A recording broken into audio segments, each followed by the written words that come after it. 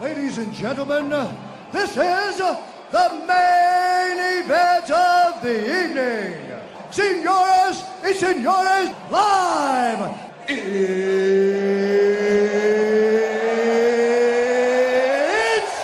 time!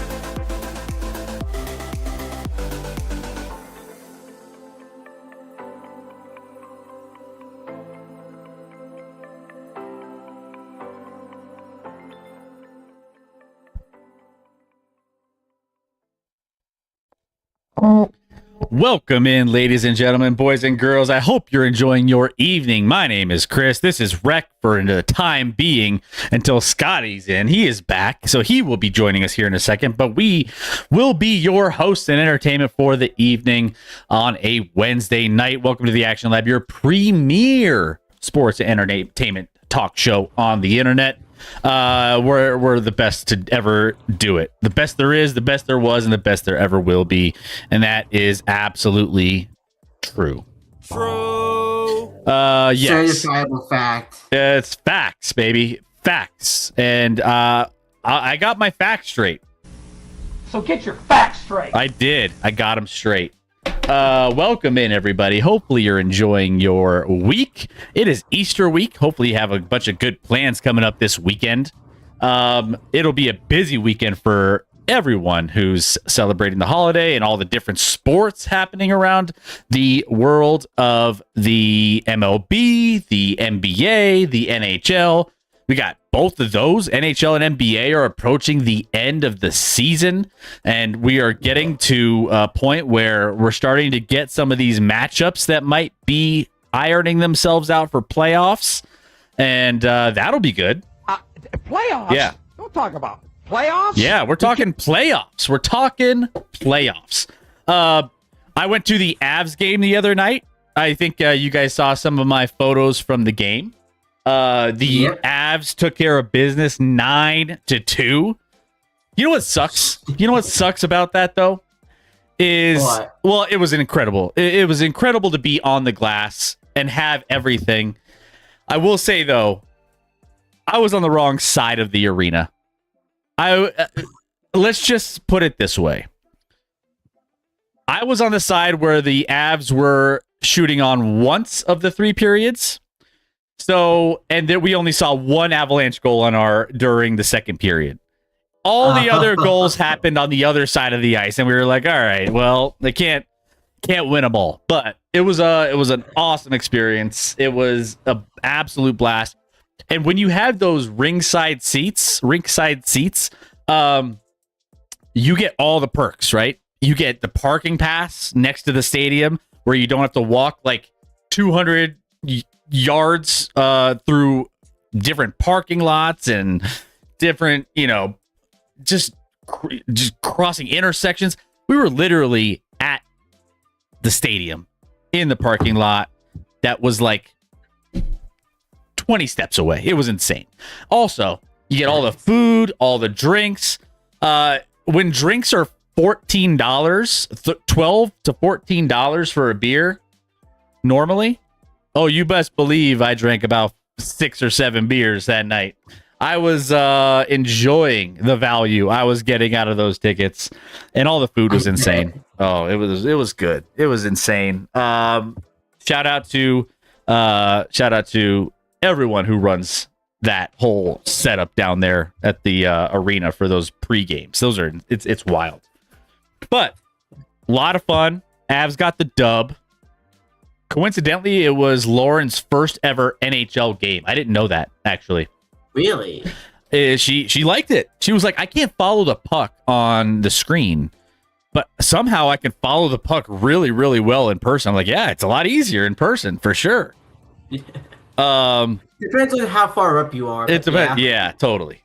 So yeah, we were able to get a little bit of a fun night at the Avs game. So that was always good. Glass seats are the best. Yeah, I've only had glass seats once before, and that was when I was like, I don't know, maybe in like 3rd or 4th grade, maybe 5th grade, where I got tickets and we were in the nosebleeds, and someone ended up coming down and was like, "Hey, you want to upgrade your seats?" Hey, Back, baby. All right. hey, there you go. What's up, Riley? Let's get it. Thank you for the 51 months. Let's go. Let's go. Thank you, Riley, for the tier 1. Appreciate that love. Welcome. Yeah, they were like, "You want to upgrade your seats?" And I was like, "Yeah, let's do it." And I didn't realize they were going to take us all the way down to the glass. That was I'm back. hey, Piglet, hype train, let's go, man. Let's get it. We got the train.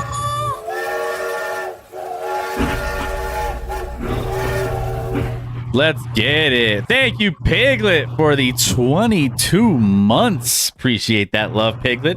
Man, how we've fallen in our subscribers. We're down to 12. We went all the way. We were at our absolute peak. We were at 100. We hit the hundo spot, and now we're back down to 12. Man, it's a roller coaster. We gotta find a good like mid-tier Chat. thing. Chat, what is our next Mid-tier hype sub-goal. goal? What's our next hype goal? By the way, I need to go grab some water real quick. I'll be right back. But we need you guys to throw some hype goal stuff in the chat so that we can have a new goal to reach. Whether that's stuff for Rec, stuff for me or Scotty. We need to figure that out. So give me 1 second. I'm gonna go grab. I forgot my beverage, and I'll be here in a quick second. Sounds good. Okay, so while he's gone, it's time to hijack the stream and turn it into the Super Cooper fan club, which we haven't had in a while. It's time for a cult meeting. The poor bastard's still a free agent. We gotta get him going somewhere. I mean, we'll take him in Pittsburgh happily. Cult time, yeah. He can come to Buffalo. It'd be fun to see him in Buffalo. Hell yeah.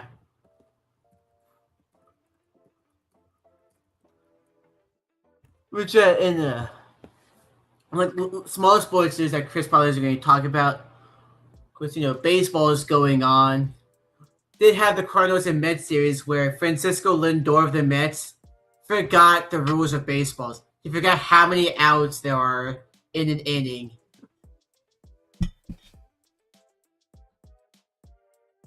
If the same as with the Sens tomorrow night, it'll be insufferable. All right, Riley. Oh, look, the band guy is here. Hey. Was I banned? You are banned. I'm banned? And he's banned.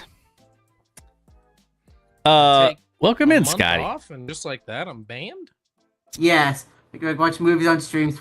How am I going to... I mean, that'd be a really lame sub-goal. Just me... Because you can't show the movie, so just me sitting here quietly eating popcorn on stream. That'd be a lame goal. Scotty, it's been a minute since we've seen you. How you been? How was the trip?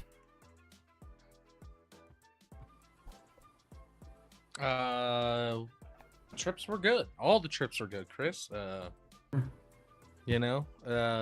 Honestly, going back-to-back weeks on trips is actually kind of exhausting. I'm not asking. All right. Thank you, Coke Man Chris. Hey. Oh, that guy is. Who's That that? guy must have been really excited for me to get back on the stream. So how do you have 4 months less or 3 months less than Riley? Don't ask. I have no idea. Riley's VIP. Riley's committed. Committed. Get that Classic, hype ask guy an answer, place an alert over his answer. Yeah, well, but that was just Chris getting excited about me being back. Trips were good. The last week's was without kids, and yeah, a couple rounds of golf. Went on a boat and fished. Chris, you would have loved that. Ooh, I would have loved it. Did you catch anything? Yeah. What? I caught a couple fish. Nothing like spectacular. Rachel caught one. We caught like, 4 or 5 as a group. There were dolphins that just like we're in like open water, like not even the ocean. Dolphins just come up to the boat and like greet us. It's crazy. They hungry. That's Nice. why they were like, man, those fish look succulent. It is succulent. Well, not the fish. Well, the fish we threw back, Chris. We didn't have any fish in our boat. Now, apparently, you cannot feed dolphins, as our captain of our boat told us. That's a big no-no. And you would go to That's jail for a lame. long time Okay. for it. But he even knew the dolphin, or he lied to us. He was like, "Oh, hey, strawberry." I was like, "Oh, that's strawberry, the dolphin." But we saw like so many dolphins on there. It was crazy. But yeah, trip was good. Fishing, golfing, eating, drinking. Yeah. I mean, it sounds like a great trip, man. You crushed it. Good to have you back. Yeah, I literally got home late Sunday, went to sleep pretty quickly, and then woke up to take the kids to school on Monday, and then came back home. I slept for like 5 hours. Oh, I slept from like 9 to 1.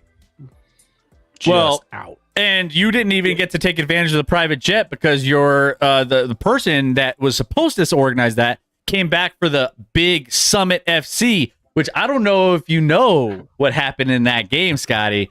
First of all, the attendance. Nothing happened. Well, I know it's 63? 63,000 people, setting a record, which, is great for women's soccer out here, women's soccer in general, until you find out the score of the game, which was 0-0. Like, They didn't lose, Chris. They didn't lose. 63,000 people going out to a game that nothing happened. Like, Chris, do you think the 63,000 people were soccer fans? I bet of that 63,000, maybe 15,000 were soccer fans. Yeah.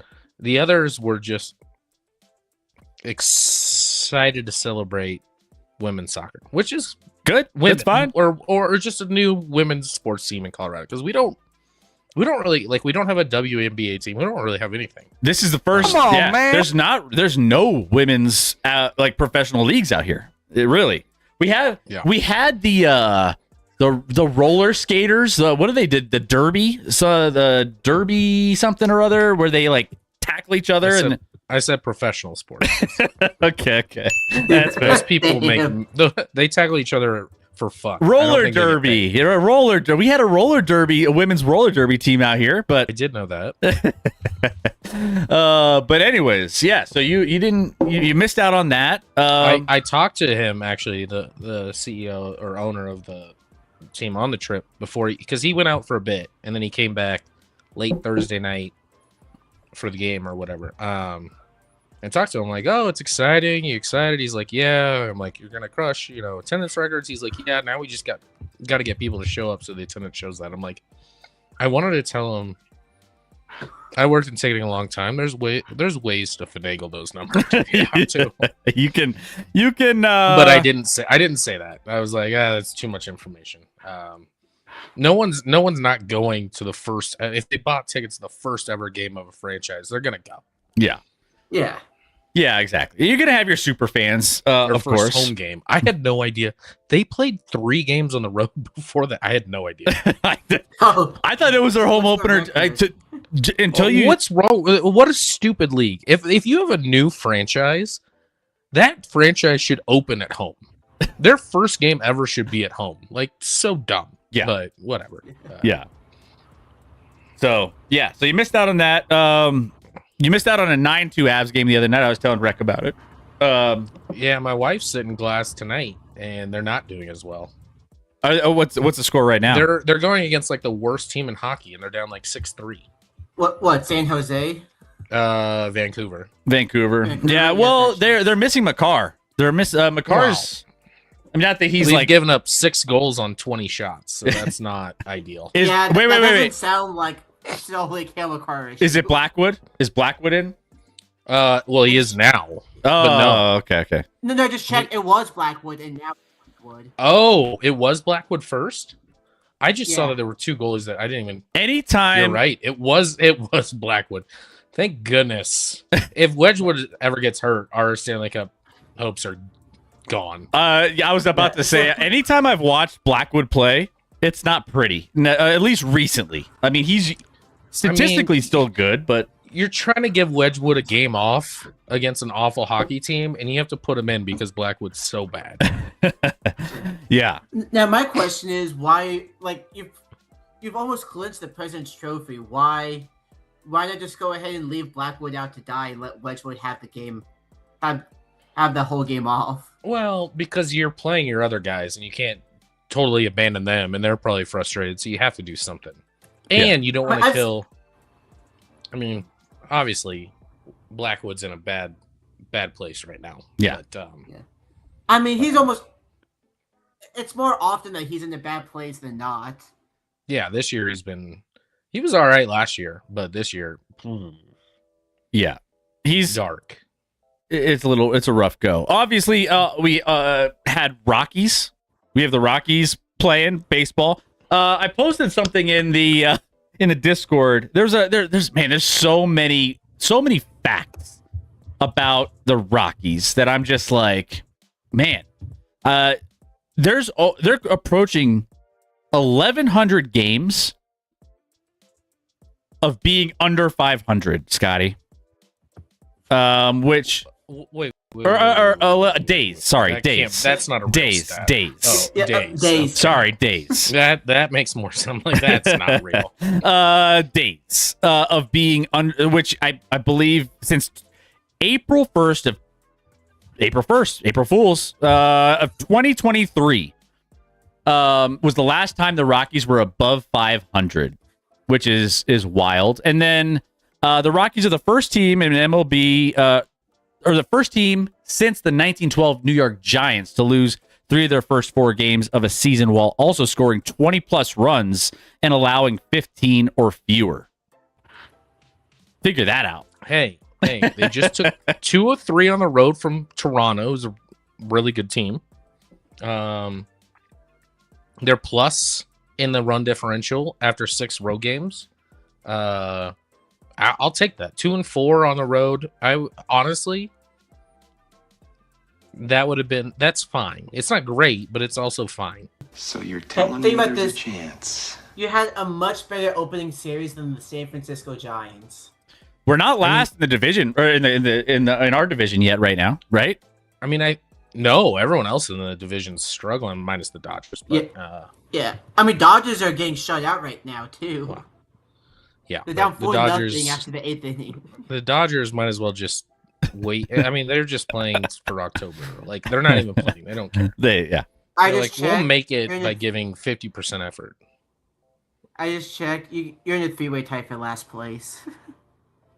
I you know what? Well, I do. but most of our division has played a lot of home games. We've played by far the most road games. We've only played on the road. I want to see. I want to see if we can. We only have a short window, a very, very slim window to get above 500. Yeah, It's a very, very. but it can happen. It can It happen. can happen. We have the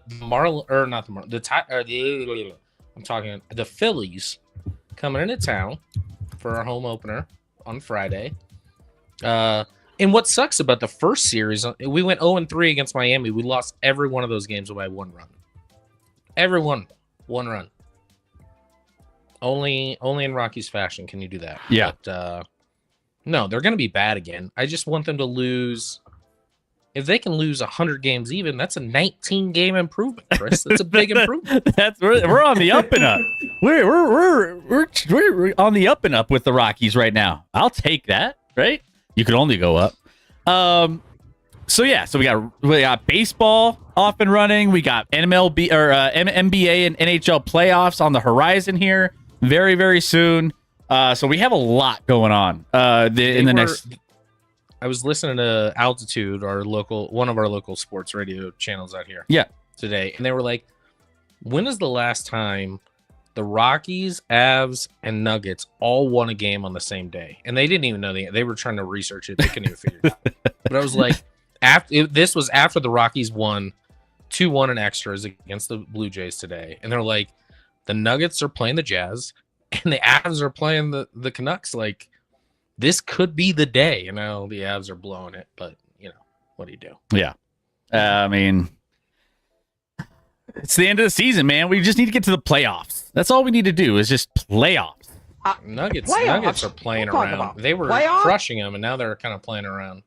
We had the U.S. men's national team look pretty terrible in 2 friendlies against Belgium and Portugal. That was disappointing.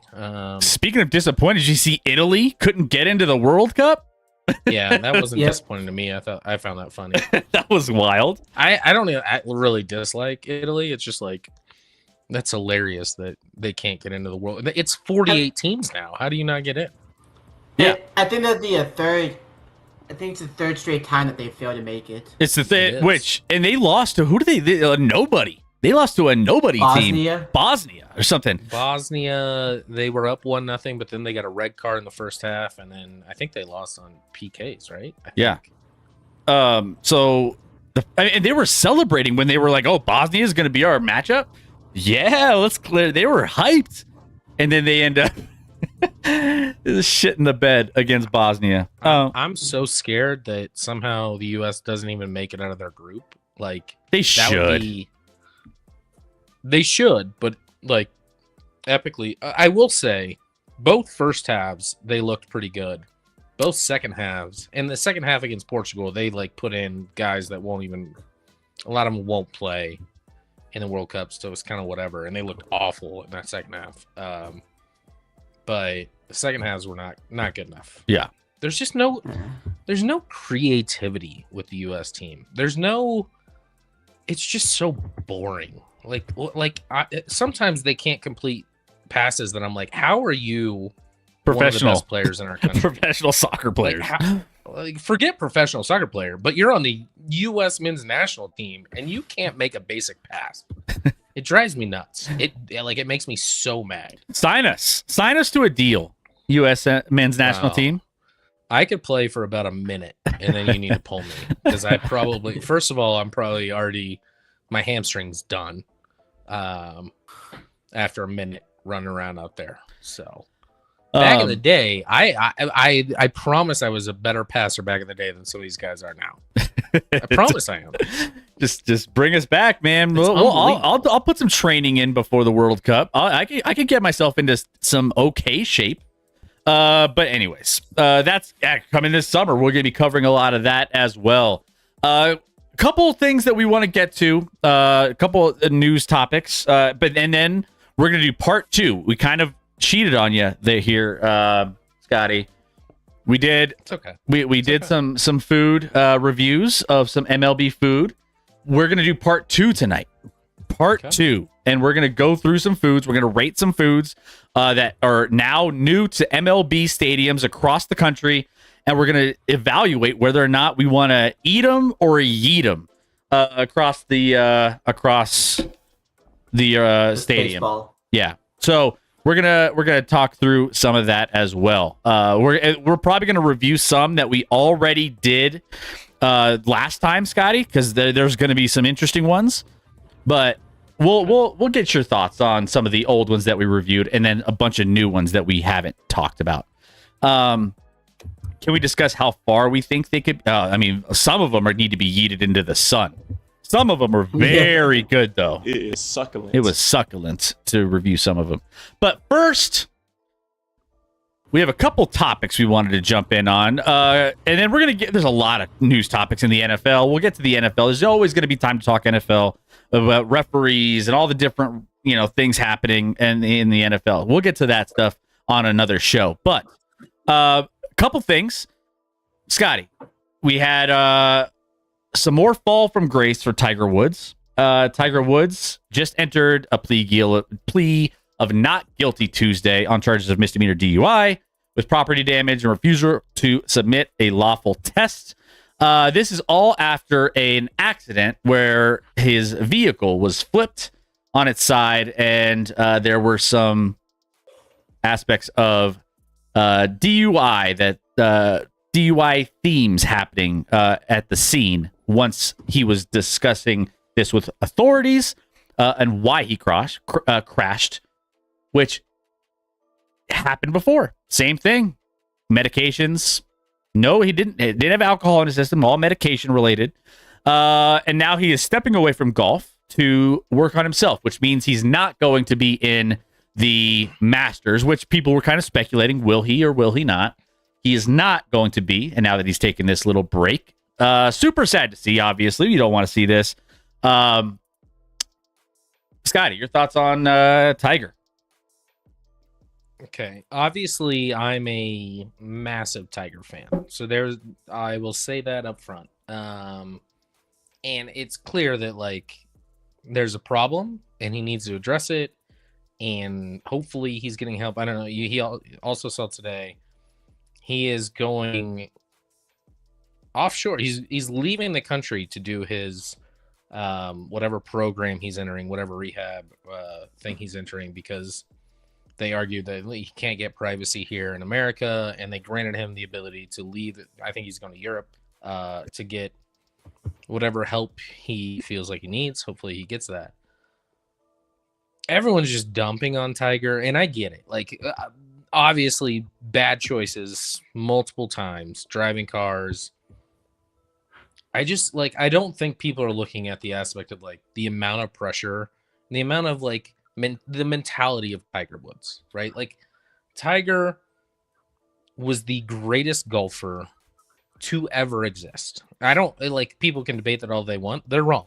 He's the greatest golfer to ever exist.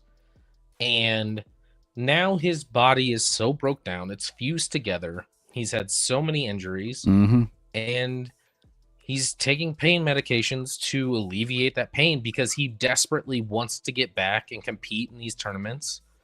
And like the mentality of like, I'm the greatest ever. I need to get back, but I can't get back without taking these pain meds because my body's in shambles. Like, if anyone else was in this situation, minus maybe some people would make the wise decision to just hire a driver all the time, but it's not surprising to me that he's addicted to pain meds, like, which it sounds like clearly he is.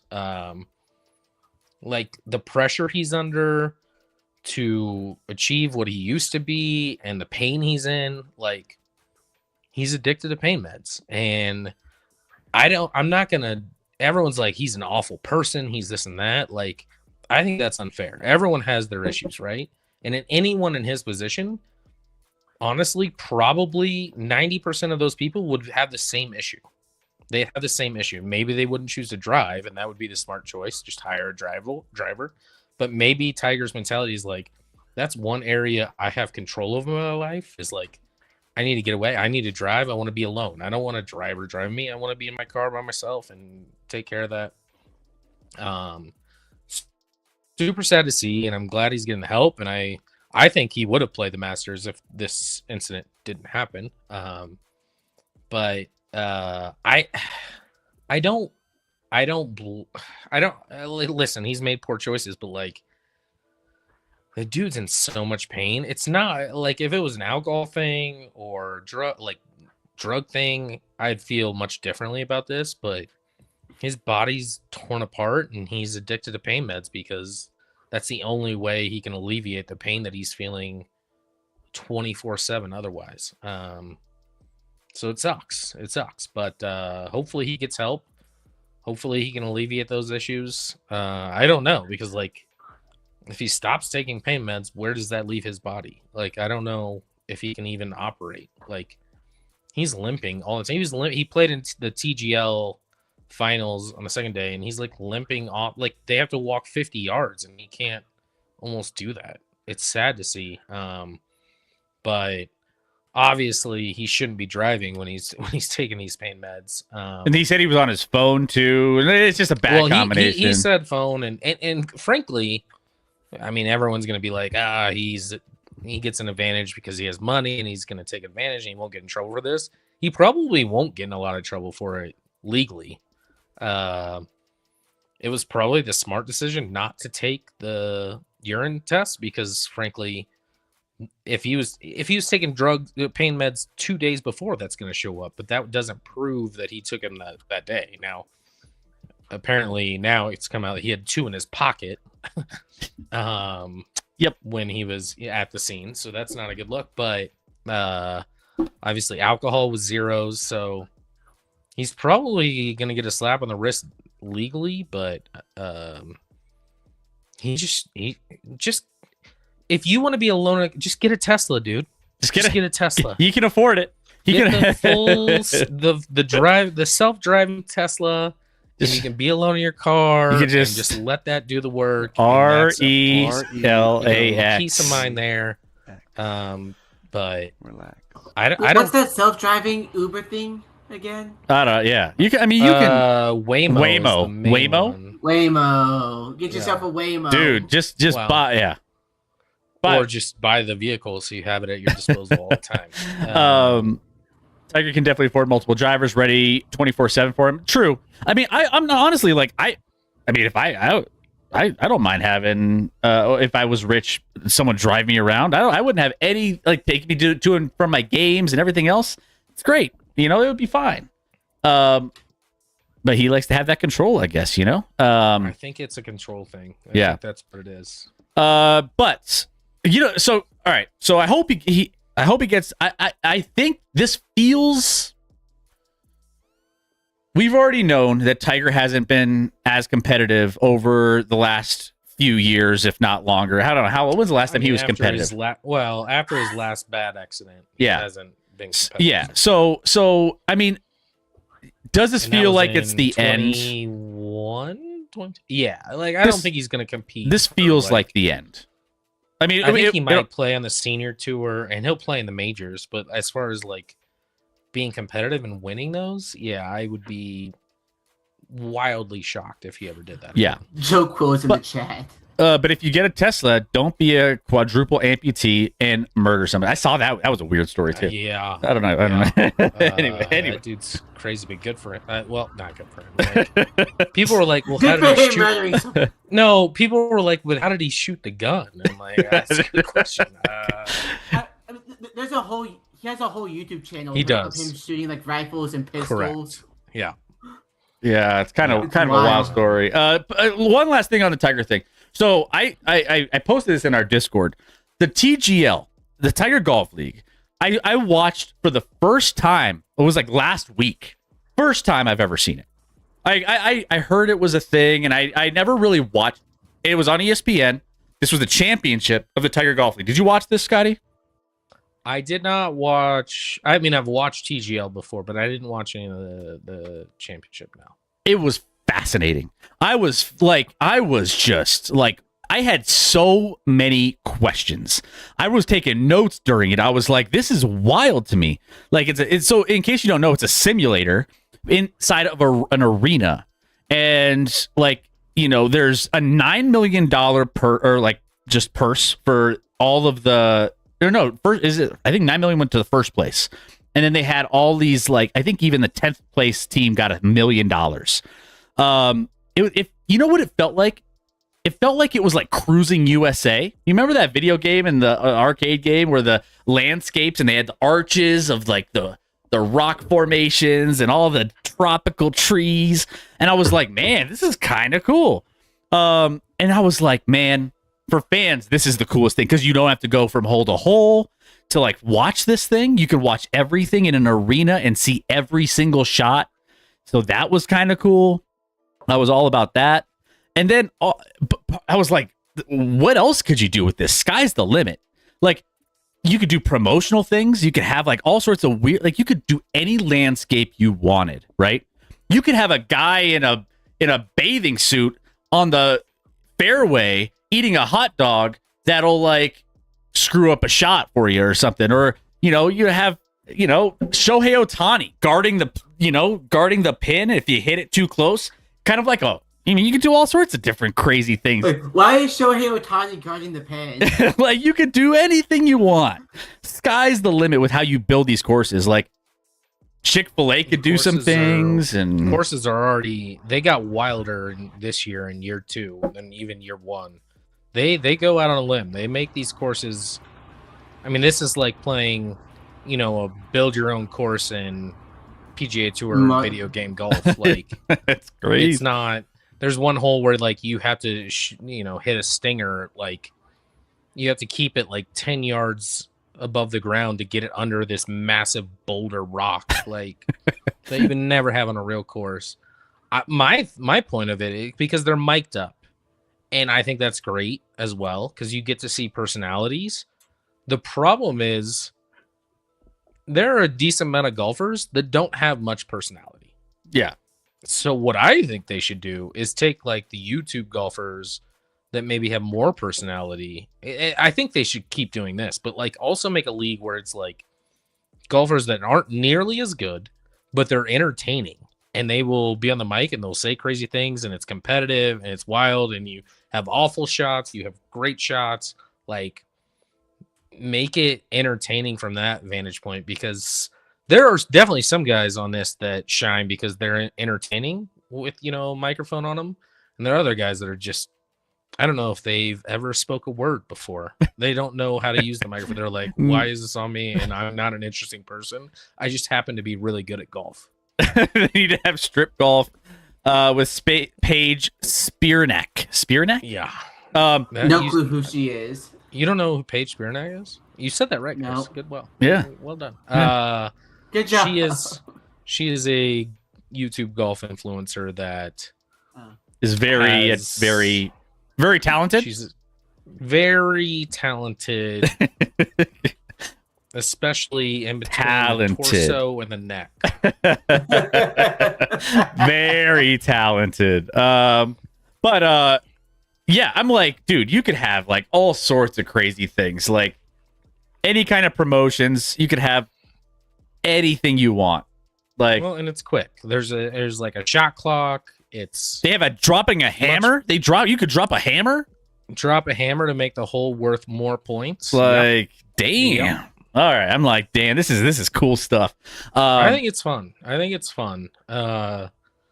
it'd be even more fun if they got like good but not great golfers with more personality and film that. Like, I think that'd be wildly entertaining. well, yeah. And then 'Cause Tiger, there's some YouTube golfers that are like, I don't know if you know who Bob. I'm sure you don't know who Bob Does Sports is, but I'm obsessed with Bob Does Sports. I think I've seen Bob Does Sports. Not This like is a guy that's lot. not good at golf remotely. Like his thing is like try to break 90, and I don't know if he's done it, but he's hilarious and he has a crew with him, and they're releasing a YouTube video. They played with LeBron that's releasing tomorrow. Like they've played with everybody that you know of, whether it's in the golf game or not the golf game. They're wildly entertaining, not because they're good at golf, but because they're just fun, and like it makes you feel like, all right, this is what I feel like when I go out and I'm not very good, but like we have a great time on the course and have fun with it. yeah, love it. Well, yeah, I'm gonna get. I'll be watching me some more TGL moving forward. Well, Yeah. you have to wait till next year, but yeah. Other thing that we also missed while we were, in between all of our shows was the insane Duke last second loss to UConn, which, Scotty, I don't know if you watched that game. That game, I was rooting for Duke in the sense that my lovely wife was in first place in her in our buddies league, tied with Brian Vogel. He had UConn, she had Duke, and I was like, Oh, he had UConn. he had He doesn't UConn, know what he's talking about. and he had UConn, she had Duke, and basically, most likely the winner of that game was gonna have the edge going the rest of the way. Now, because they both had the same champion.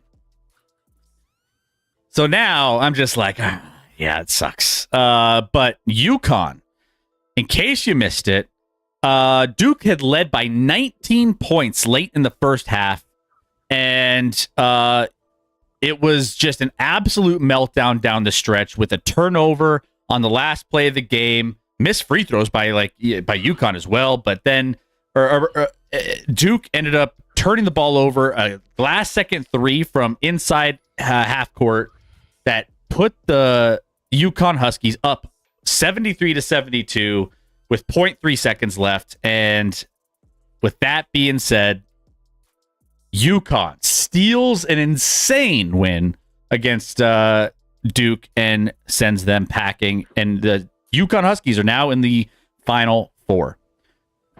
What an insane game.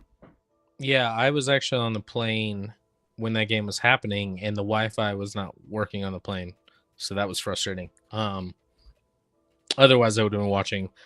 I landed, I got on like Twitter, and I saw the shot, and I showed my wife immediately, and even she was like, "Oh wow!" Like that hurt me too. I'm in a pool with 92 people, Chris, and I needed Duke to win there too. Right now, I'm in fourth, but I would be in second if Duke had won there. With my champion still on the table. So it hurt me as well. Like, I don't often root for Duke, but against UConn and Dan Hurley, that's maybe the one team I would root for Duke for, or Duke to win, because I hate Dan Hurley. Yeah. And he even headbutted the ref right after that shot, which was wild. And then there was another thing where a player ran onto the court, which would have been a technical as well. Like that people were arguing. Hated them to do that. And frankly, the headbutt, I would have hated them to call it. Like, I don't want a game. That's an all-time epic ending. And like, we'll look like if that didn't happen, that game wouldn't have been remembered, right? But now that game's gonna go down in the profile of like the Christian Laettner shot in the Final Four or Duke versus Kentucky. Like, it's that epic of a shot. Like, now the game will be remembered, and it's a much more high-profile game than if they would have, like, oh, that guy ran on the court and called it technical. I'd have been like, that would have sucked, honestly, even though I wanted Duke to win to help my bracket. But, yeah. I would have hated that. Insane. So. I mean, that's one of the greatest games. I mean, I can remember. I mean that game, and obviously, I'm biased, but even the Gonzaga shot against UCLA a while back, it was like 3 or 4 years ago, or 4 or 5 years ago. More epic if they didn't lay an egg in the title game. Exactly. But like, yeah, like, and I don't think UConn's winning the tourney this year. I think they're the worst team of the 4 left. Honestly, I think statistically, and the Vegas odds have them as the worst team right now because they're underdogs in this matchup. And I want to talk a little bit about that Final Four because Chris, what did I say? What was that, like 2 months ago? I was like, there are only 2 teams, and Kansas was one of them, and Illinois was the other. I still have that live Illinois. You still have Illinois. I haven't hedged it yet, but I'm thinking about hedging it this game or waiting till the finals. I haven't decided yet. Well, I think they'll beat UConn, but should I hedge? I don't know. Well, I'm in the same boat because I have UConn as that same situation where I bet them to win at 19-1, and for hedging purposes. And maybe you don't have to hedge this game. Clearly the 2 best teams right now are Arizona, Michigan playing each other. The winner, the national champion should come out of that game. It should, but you never know in a 1-game situation what happens, right? Like, it could go different routes in a 1-game situation for sure. But they're clearly the 2 best teams left in this tournament. Yeah. So, yeah, we got some interesting Final Four action happening. I think they start out Saturday. Saturday is the next Final Four scheduled matchup for both games. Final Four always takes place on a Saturday, and the Monday national title game. Which, by the way, I was in South Carolina, so I was on the East Coast for the Sweet 16. I mean, what the hell are we doing? I don't know how people watch games out there. I mean, it gets over at like 1 a.m. and I'm like, what? How do people stay up this late? This is insane. Yeah. Like, I could That's not easy for stay me. up. Yeah, because but most human beings can't wake up at 10 a.m., Rec. They don't have the privilege of just waking up at 10 in the morning. They have to get up 4 hours earlier than that. By the way, Arizona plus 1.5. They're 1.5 point underdogs to Michigan. Arizona is a 4.5 point. Oh, wait, hold on. Wait. Sorry. Hold on. We have Illinois. Yeah.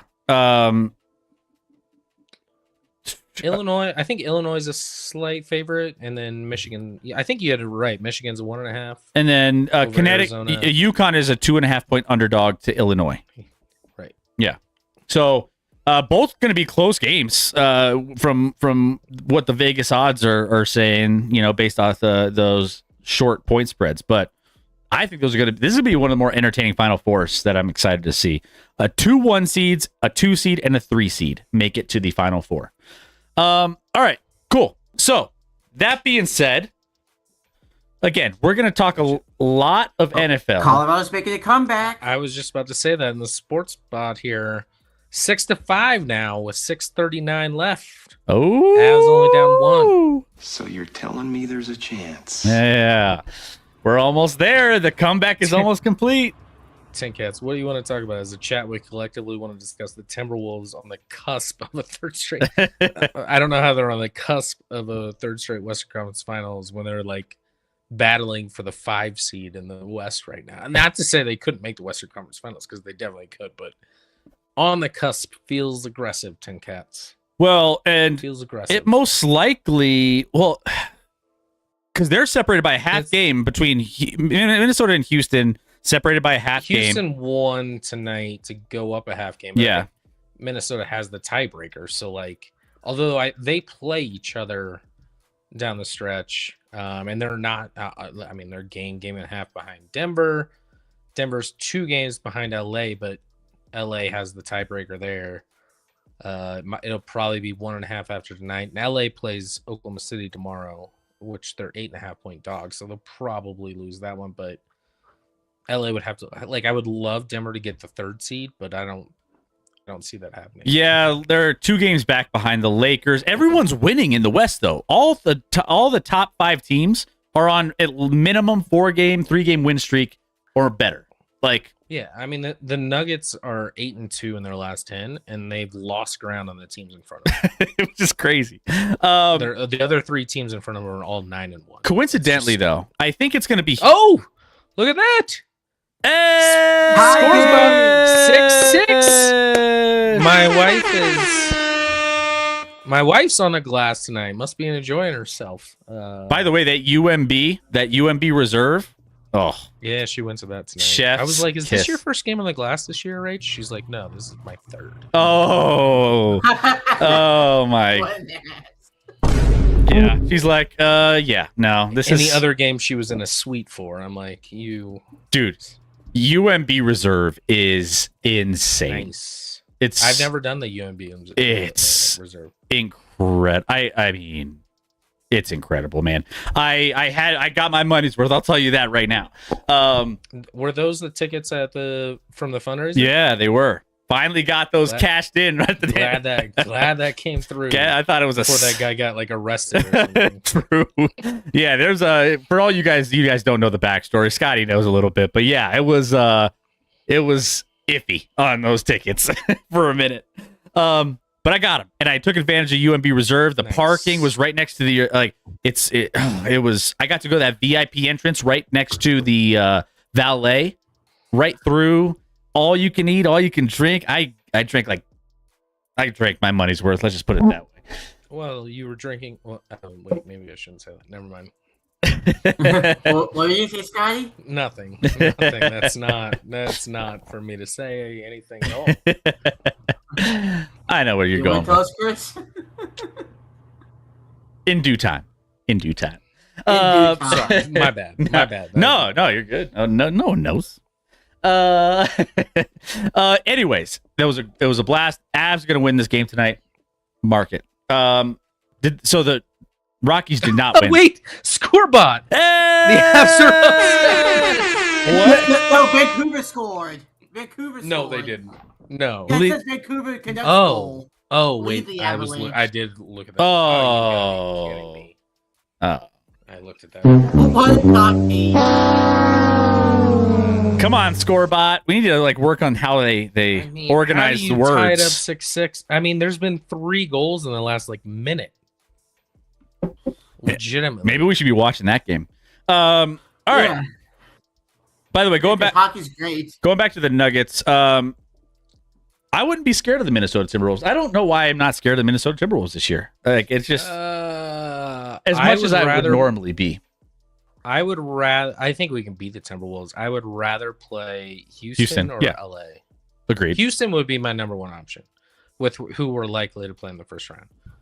LA would be my 2. Minnesota would be my 3. Just because like weird things happen when we play Minnesota. It's close. I think we'd beat the other 2 teams for sure. I think we should beat Minnesota, but there's definitely an avenue where we don't. Yeah, no, we'd rather play Houston for sure. I think all those teams want to play Houston the most. All right. Well, we'll see what happens here in the next week. That's winding down, but we have to do our second installment. This is part 2 of the annual MLB Ballpark Food Review. I'll be right back. Hold on. Intro that. I'll intro all of this. So, guys, every year we've already done a little bit of a review. Last show, we're gonna do a remaining review of the final teams and some final food items that we are now actually getting some new ones, I think, that have been released recently. And so there's a lot of different crazy things. Every year, Major League Baseball concessions put out the wildest new things that are the good, the bad, and the ugly when it comes to their various offerings of their concessions. And every year, we look forward to reviewing these with you guys because some of them you just can't describe. They just leave you speechless in both good and bad ways. This is the most important baseball reporting there is. That's true. So we're going to not only go over some of the new things, but now that we have Scotty back, we're going to review some of the other ones that we've already reviewed and get his thoughts on a few of the ones that maybe we want to just get his ideas on what his thoughts are. So we're gonna roll it back a little bit, and we're gonna get part 2 going here in a second. Let me double check and make sure everything is lined up in our for our little display here for the graphic, and we will dive in. So let me pull this up. There he is. Sorry, that was a kid false alarm, which is good. All right. Heard something. Didn't. Let me see if this lines up. It's not lined up. Let me line this up. That looks like chicken. It is chicken. It looks like chicken, but it's not. No, it's chicken fried. Chicken fried. Nope. It's not That's chicken not- fried. Is that like ice cream? That's exactly what it is. So- Oh my But that gosh! is- What a and- pull for and- me! and- I have no idea. Instead of chicken bread, that's cornflakes. So I got ice cream with a cookie bar to imitate the bone of a chicken. What a pull by me! I was like, I have no idea I swear I did not know what that was. What a pull after your 5th guess. so this first Well, one here. It looks like chicken, and then it was basically my second guess was ice cream. So I yeah. said it's chicken fried, which it kind of is chicken fried. So we are going to start out, and we're going to go through these, and we're going to in the chat, will you eat or will you yeet? And I will describe every single one of these food items, and we're going to go through them, and we're going to talk about them. We're going to rate them. Scotty, I had a couple ratings. I didn't get a perfect 10 last show. I didn't give a single perfect 10. I gave a couple 9.2s, Couple nines. 9.2, 9.3s, but nothing reached 10. But we did have some zeros and some negatives and some bad ones. Yeah. But let's start out with the Yankees fried chicken ice cream bucket, drumstick shaped ice cream with a chocolate covered cookie bone center, a coating of white chocolate and candied cornflakes served in a souvenir mini chicken bucket. I think creativity wise, this is the creativity wise, I feel like this is awesome. It's easy to eat. It comes in the bucket of chicken. It has a theme to it. Love it. And I mean, is the ice cream probably underwhelming? Probably. It's just more of the novelty of it. So Yeah, it's fine. I mean, Scotty, it's fine. I think this is. I'm not a big dessert guy. So I would, but this adds the saltiness that I like. I would definitely enjoy this. I mean, it's fried ice cream, which is this. I'm sure this is not what it looks like when you go to the stadium. The batter is much less, and my problem is, you said it's easy to eat. I'm not sure if it is. Like, you take one bite, and if you're out in the sun in the middle of July in New York, that ice cream's melting all over the place. I guess you have that bucket to contain it. If you eat it over that bucket, I'd enjoy this. I think it's good. I have no issues with it. I think it's a good idea. I'd give it because I'm not a huge dessert guy, I give it like a 7.3. Ooh, I think it's that's good. high. That's high. I give it an 8. Y'all are high on this one. I mean, I think it's good. I think it's a solid 6.8, 6.9. You add some crunchiness Nice. to some soft ice cream underneath. Like, I have no issues. Okay. No issues there. Okay. All right. Opening day stadium meat. So this is a bunch of different items, I think. So some of these might be new, some of these might be review from last time. So we're gonna go through them. Phillies the Schwarbomb Sunday. By the way, we said, wasn't it Phillies? No, it was the Atlanta Braves that had the best naming of anything. Yes. So this one we rated. This is the mini helmet filled with soft serve ice cream, topped with a funnel cake, fried strawberry, uncrustable, fresh strawberry sauce, and fruity cereal pieces. Now, we know that you don't like as desserts as much. My thing with this one from the last show was everything is dependent on what that funnel cake, fried strawberry, uncrustable is. Because everything else is average on this thing. That's the only thing that's different. And even then, I'm just like, meh, it's fine. I think it's just an uncrustable they fry in I'm guessing the funnel cake batter or like the funnel cake oil or whatever. Like, I'm not. So this is a hot take. Oh, and now the Avs are down 8-6. And the wheels will fall. David, all that. Yeah. Wow. This to me is not as good as the last one, partially because I do not do jelly. An Uncrustable has jelly. I don't like. I like jelly, but I don't like peanut butter and jelly for some reason. If I have a peanut butter sandwich, I just put peanut butter on there. And then most people think that's probably crazy, and that's fair. I do the same thing. Well, I don't eat peanut butter sandwiches anymore, but I prefer. Yeah, I don't like jelly. You don't either. ever. Well, yeah. Well, you have kids, and then you start having peanut butter sandwiches. It's kind of it's part of the territory. Yeah. This does not look as good to me as the last one as a dessert.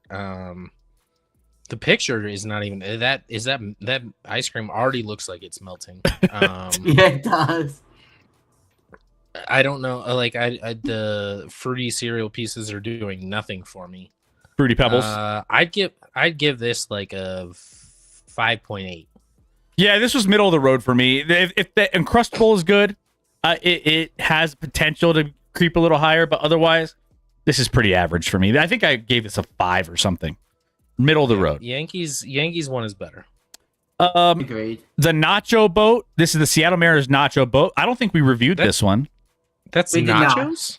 A souvenir Washington State ferry boat filled with crab, nachos, bay fries, chicken tenders, and more. So you lost me because this is false advertising. It's not a nacho. It's not nachos. Not a nacho. It's not a nachos. I don't even see cheese on there. How do you have a nacho without cheese? You got the sauces. I appreciate the sauces, but if I'm getting nachos, I want nachos. I like the boat. I rode a ferry boat when I was out in Seattle last September. I like the boat. I'll keep the boat. I'm not loving eating crab at a ballpark. Doesn't sound like that. Even in Seattle, where it could be fresh, I don't think it's going to be fresh at the ballpark. I don't know how crab and chicken tenders mix. Probably not well. No. This is not.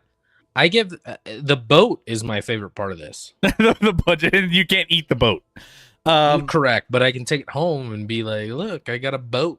I wish we had price points on all this. That would affect my decision as well, because this is probably expensive, way more expensive than it should be. What is the sauce? What's the sauce?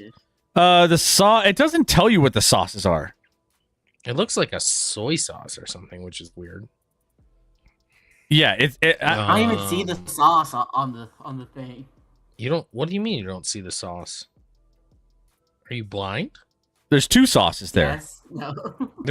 I didn't even notice the other sauce on the other side. That looks like on a the ranch. side. Oh, on the side. Yeah, I was just focusing on the boat itself. But Goodness, Rick, it's not that big of a picture. it's a small little picture there, right? Sometimes. I'm gonna give this. I mean, I would eat it. I would eat it for sure. I'll give it a 5.2 because I'd like to take the boat home. Yeah, it's false advertising, and then I don't know. This is the kind of thing where it's like, oh, I could take the boat home, and then my wife's like, "What are you gonna do with that when you get it home?" And I'm gonna not have an answer for her. So I'm gonna give this. That's a toy for Barrett, Chris. I guess so. That's the whole point: is the boat, not what's in it. But it's I feel like I'm just the nacho thing is throwing me off still. The nacho thing is throwing me off just enough to where I'm just like, yeah, this is just some fried seafood and some French fries. This is a 4.8 for me. The boat gets it to 5.3. All right, the Houston Astros brisket donuts, chopped brisket shaped like a donut, deep fried and topped with barbecue sauce, served with a side of mac and cheese. This could be. It sounds good, but like I don't like deep frying brisket. You're just hiding how bad the brisket is at that point. I think I have so many questions that go against brisket. Should be juicy and flavorful and like tender. I don't think you're getting tender, juicy brisket with this. Deep fry it, you're ruining the brisket. Yeah. You're never gonna get good brisket here. I don't need crunch with my brisket. I want it to be soft and moist and tender. But I do love brisket. It's my favorite barbecue meat. So what's up, Gliss? Yeah, that has to have some sway for me. And they're serving it with mac and cheese. That's a nice little touch with it. We don't see the mac and cheese here. Which is again, mac and cheese can be a hit or miss depending on the mac and cheese. Yeah. I'm gonna give it a 6.4. 6.4 because I do love brisket. I don't love deep frying brisket though. I don't like that. Yeah. That concept and shaping it like a donut feels unnecessary. The donut thing is kind of weird, right? Why would like you're trying to make it kind of. I don't know. I bet that's 90% batter and 10% brisket too. True. Probably. I'm going to give this. I don't know if I'm very high on this. I've been a hard grader this year. I've been a very hard grader.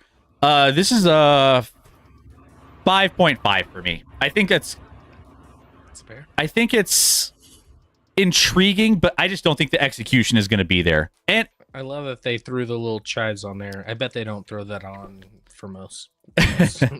That's probably. Which also add nothing. It's just for decoration. Are you doing Christopher Sanchez sliders for the Phillies? I think we did those last time, and we'll probably do them again. Milwaukee. The blue burrito. Yeah, the blue burrito. That was one of my highest. Milwaukee Brewers. Nacho on a stick. Part of a brewer's new Fair Foods lineup is everything you love about nachos. Cheesy, crunchy, savory, and now conveniently handheld. Now, I don't know what this means. This doesn't really describe it. What is that? I don't know what that is. Again, it looks deep fried, so everything apparently is deep fried now. They didn't describe what's on the inside. It's confusing because you have that like deep fried log on top, and then you have I don't know. Are those chips underneath? There's chips underneath, but is there like a hot dog in there? What's inside the deep fried? Like, I guess I'm trying to figure out what's on the inside of it. It sounds like you're just gonna have to break open that log and add it to the chips, and then it's gonna be messy like any other nacho. This is not saving you the. Because who wants just dried chips at a ballpark? You don't eat. What are you going to eat that thing on top and then eat the dry tortilla chips? Well, and then all the stuff is going to fall off. All the. I mean, the way that person is holding it, all that stuff's falling off and being a mess. I don't love this at all. This is a 3.4 for me. This is that. I don't like it. I'm with you on the three. I have so many questions. One, and then two. If I want a nachos, I'm just going to get a nachos. Just give me a deluxe nachos and I can get more of it, not just a stick of it. You know what I'm saying? Yeah. If you're worried about it being messy, get a fork. Seriously. All right. So this one, not it. What's up, P3? If it's cheese that's not yours, it's nacho cheese. P3, that looks so Loud bomb. I don't know how it looks bomb because I have no idea what that is. Just a log. I don't know. It's a log of what's in the inside of that log of deep fried batter. We evaluated the 999 challenge. Multiple stadiums have this now, including Coors Field, Chris. Which it's deceiving though, because they're playing with you. It's mini dogs. It's like a beer, maybe a beer and a half. It's a beer and a half. It's like, okay, stop playing with me. I don't know how many ounces it is. It's probably more than a beer and a half, but yes, it's not a lot. Anyways, 9-inning challenge, not rateable. Flight glasses. They're like shot glasses. Which they can't be glasses, right? This is an awful picture. I saw a picture that the hot dogs and beers look much bigger than this. Specifically, Coors Field picture. The hot dog, maybe they're just lying, but the picture of the hot dogs and the beers look bigger. And I'm like, I like the idea of playing into this whole 999 challenge, and they're trying to play into it, but it does not work at a ballpark. Like, no. If they're full-size beers, the last 4 beers you're drinking are going to be so warm. True. That's what we were talking about too. We were like, there's no way. And then there's no way that a state, you can't even hold 2 beers from the concession stands and leave. You can't. No one's going to give you 9 beers, so they had to go around it. I get it. This is not a rateable thing. This is just one. I just want to get your thoughts on it. I like them playing into what's gone viral, but this does not work. No. In queso emergency, eat more nachos. This is nacho typical party. You are nacho average friend. If you don't like tacos, I'm nacho type. Hey, missed those P3. Missed your little puns. Yeah. Also, all right. the game is officially over. Okay. Yeah. That's fair. Avs did lose. So. Baltimore Orioles. We didn't do this one. Big Yak Burger, a Maryland-inspired burger featuring 2 smashed beef patties, American cheese, and crispy fried scrapple. What's a scrapple? I was gonna say, what's scrapple? I'm gonna have to Google that. I'll Google it. What is? I have no idea what scrapple means. Scrapple is a traditional American breakfast food from the Mid-Atlantic region, made from pork scraps, liver, heart, and trimmings stewed together, mixed with cornmeal and buckwheat flour into a loaf, then chilled, sliced, and pan-fried until crispy. Bruh. That is an absolute perfect way to ruin a double cheeseburger. What the fuck are they doing? What? Anyone who orders this should be shot on scene. This you ruined everything with this. Like what? Literally, just keep the burger. That should be a deep fried mozzarella stick, is what that should be. True. Yeah. That would be way better. That would be terrific. But instead, you put in liver and whatever the fuck you just said. Yeah. No. It's good stuff, and it's in this part of the country for the most part. What? It's good? Like, it doesn't... Don't put that on I don't buy burger. Don't put that on top of my burger. You Um, Baltimore people are fucking crazy. 2 if you out of order 10. I'd try that. I'm it. gonna give it a 1.8 out of 10. I would also try it Like, all right, guys. Billy, because I'm disgusting like that. Joe Quill says it's good. Billy says don't knock it till you try it. Billy, have you tried it? If you've tried you it, it on top of a double cheeseburger, that doesn't. None of that makes sense to me. None of that. before I forget, do you guys know about the Otani Cup over at Dodger Stadium? You all know about it. I think it's a ripoff, but the cup itself is cool. I haven't seen it. I don't No, I think. don't know What about it. that is. I just haven't heard of Scrapple in a while because I'm too lazy to make it. I haven't had Scrabble in a while because I'm too lazy to make it. Well, you have to buy all these some super weird ingredients there. pork scraps. Well, Where do liver. you buy pork scraps? Where do you buy liver? Yeah. You can find some at the grocery store if you look hard enough. Scotty, I'm not I gonna do look that think our next major sub goal is we're just gonna travel from stadium to stadium and try all these foods. We're just gonna go and go. Oh, we're gonna document. If we hit 25 subs, Chris will try Scrapple. I blew it, Chris. If I would have stayed at my job roughly 8 more years, I would have been able to go to every ballpark for free. 2 tickets whenever I wanted. You I blew it. How You could blew it. How could I you just had to screw do us it like that? for 8 more years. Mm. In 25 years, you get a lifetime. If you've worked in baseball for 25 years, you get a lifetime pass. you would just you would have to sacrifice your family to do it. But hey, But then we can Worth try it. Scrapple. But then we can try that seems Scrapple. worth it. Yeah. Is it? It is succulent. It is. I don't know if it's succulents. Chairman would not It's recommend. not. Thank you, Chairman. Someone's sane in this chat. All right. Let's take a look at the next one. LA Dodgers, the char siu pork loaded fries. Crispy fries topped with house-made char siu pork and furikake spice served with sriracha mayo. I don't know what half of these things mean. Again, Yeah, I don't know either, but I try it. this is better than the last few for sure. I don't know what char siu. I think it's like an means. Asian kind of pork. It sounds Asian. Sriracha mayo. Fries, nothing wrong with it. Sriracha mayo never misses. I don't know. So you use a fork and dip it in the sriracha mayo?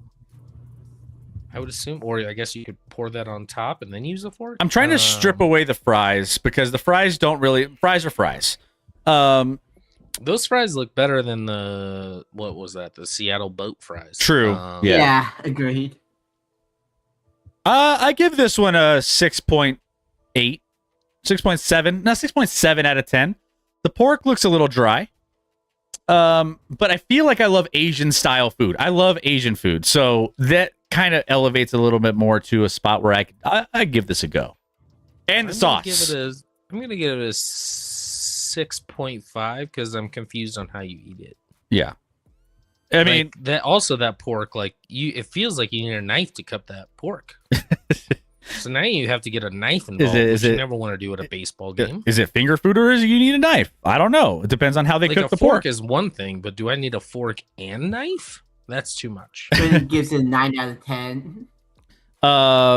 So pretty much Dodger Stadium is selling a $75 Otani cup. At first, when it was released, if you buy it, you got unlimited refills for the game. But after a lot of fans complained, the Dodgers changed it. And now you get limited drinks throughout the season as long as you buy the Otani cup. It was on the news. Interesting. I do remember that now that you talk about it, yeah. $75 unlimited refills for the season. If it was for a game, that would be a tremendous waste of money. For a season, if you go to a lot of games, That's worth it. You Sure. get your money's worth. It's like a ski pass, you know? I don't know the last time I drank something that wasn't a beer at a baseball game, which I'm assuming this is not including alcohol. But yeah. Right. I don't think that's a bad deal to get a $75 cup and you have unlimited refills for the season. Do it. We didn't talk about this one. St. Louis Cardinals, $29 all you can eat.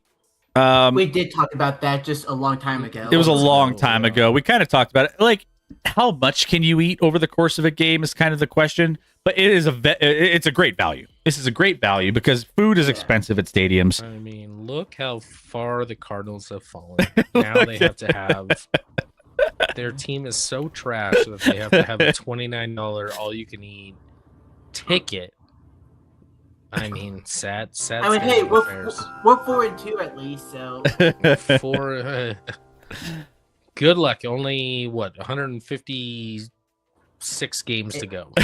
50, yeah. All right. Chicago Cubs, chicken and churros. Fried chicken and churros topped with powdered sugar and a caramel drizzle. I guess I don't. I'm trying to figure out where the chicken starts and the churro ends. And This is not a great picture. No, because you don't see the chicken. I mean, that's a common But- thing. I just need to. I need to get hired to do these things. If they drizzled some like hot honey on top of this would be at least a 9, if not higher, for me. I mean, it's a play on chicken and waffles, right? Like, Yeah. I get it. It's the sweet, it's a salty, and I love that combination. So I'm intrigued. I like the spice too. So if they added the hot honey drizzle, that would make it very high. Without that, it's still high. It's probably in the 8s. It's probably like an 8.2 for me. I like the chicken and waffle play. I like chicken and waffles. I think it's a very good combo. They're just missing the spicy factor to it, but 8.2 for me. And the caramel like drizzle, it. I think the caramel drizzle is a game changer for this one. Yep. I agree. I think I'm going to give this one a solid. This is one of my higher dessert ratings from last stream. 8.1. 8.1 for this one. There's a lot of I'm intrigued by this one. If they execute the fried chicken and everything, I think this could be a winner. Again, feels like you have to have a knife, which I don't love. This one we rated last time. The San Diego Padres I lost you at buffalo cheese or the blue cheese. Buffalo cheese, and blue cheese pretzel, braided pretzel covered in buffalo seasoning and served with blue cheese.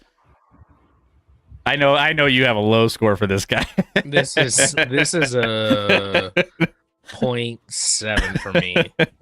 The only good factor to this is the buffalo outside of the pretzel. I'm not a huge pretzel guy either. I don't know how I'm not a huge pretzel guy, and blue cheese. Anyone who likes blue cheese, I don't understand it. It's literally stale cheese. Like, it tastes disgusting. It's moldy cheese. Yeah. It's moldy cheese. Like, why would you want that? Yeah, this is a 0.7 for me. Never would order it, wouldn't eat it, hate it. I just don't know how pretzels and I've never seen the combination of pretzel and buffalo seasoning. Buffalo anything. Pretzel and buffalo does not go together. I gave this one a pretty low score. I can't remember what I gave it, but it wasn't good. Yeah, that sucks. Double play donut parfait. Go fuck yourself, San Diego. By the way, Pittsburgh outdid themselves in doing what they typically do every season. We'll get to Pittsburgh in a little bit. Remember, Pittsburgh got our lowest ratings last year. Okay, they kept the train going on that. Cincinnati Reds double play be lower than the 0.7 I just gave. It's bad. I don't think it's that bad. I think it was brutal. 12 cinnamon sugar donuts with house-made banana pudding, vanilla wafers, cinnamon toast crunch, whipped cream, and caramel sauce. From the Cincinnati Reds, the double play donut parfait. 12 cinnamon sugar donuts. I'm sure a lot of people would like this. I do not. I don't believe there's 12 donuts. I feel like I'm being very negative this year, but I'm not trying to be. I don't believe there's 12 donuts in there. How can you fit 12 donuts in that little cup? Those more like donut holes than actual donuts. Like, banana pudding's not my favorite. Yeah. Vanilla wafers, fine, whatever. Cinnamon. I think I could. If I tried it, I think I would like it. I think that a lot of cinnamon going on. This is a 4.7 for me. Here's the 4.7. thing. I would like it, but I would only take 2 bites. So for that reason, it's a 2.8 for me. I don't want it. I don't want it. Yeah. I wouldn't get excited about this one. Let's just put it that way. All right. Let's go to the next one here. We got the Texas Rangers lobster and brisket mac and cheese. Lobster, brisket, mac and cheese. Do you need more of a description? The picture does not do this justice, I don't think. That picture sucks. Yeah. We talked about this. Some photographers, whoever approves these images and puts them out there, come on, man. It's not the Hire me. photographer. It's the chef approving that plate to be taken. It's as a picture. it's both. A plate. It looks like a plate of slop, and also too, lobster is very hard to nail. Well, especially at scale. So I question the lobster.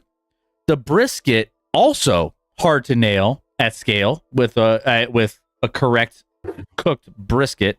And the mac and cheese always tends to be dry for me. I just feel like I would get this getting excited, and I would be disappointed when I actually took a bite into it. That doesn't even look like mac and cheese. It looks like potatoes au gratin. Yeah. It does not look. I don't see a noodle on that plate. I don't see a single mac and cheese noodle. No elbow macaroni were made or hurt in the creation of this dish. Doesn't that look like potatoes au gratin with like a little bit? You know, the thinly sliced potato with the cheese. Or it looks like cheese. Which I like potatoes au gratin, but like that's not what they're saying this is. Yeah. So that's concerning. I just think executing this at any one of these elements are hard to execute and get it right, much less at a stadium. So I have a feeling You don't want a fork. You don't want a fork at a stadium.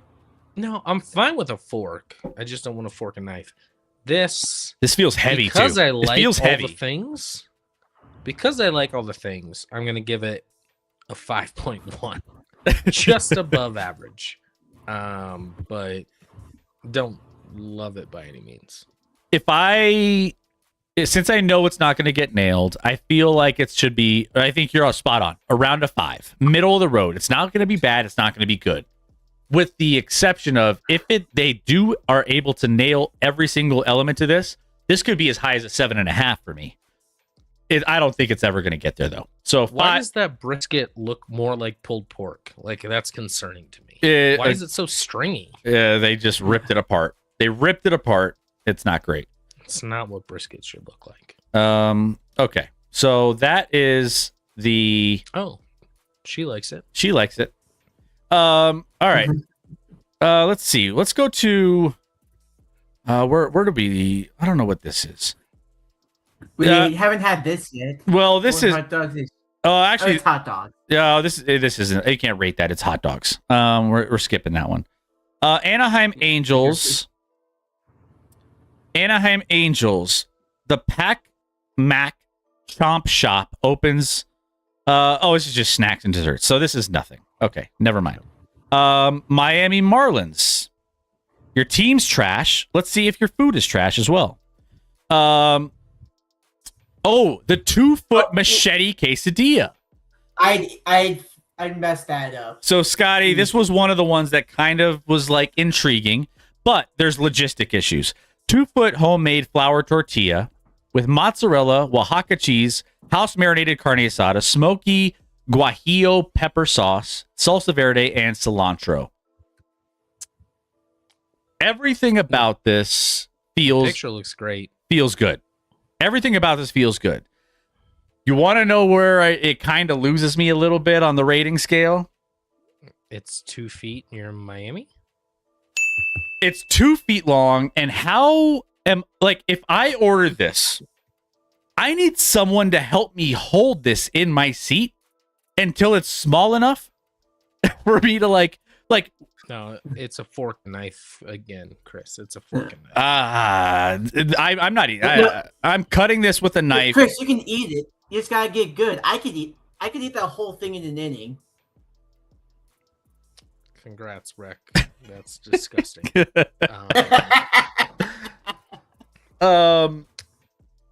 I just think the but it looks really good, and all the ingredients sound great.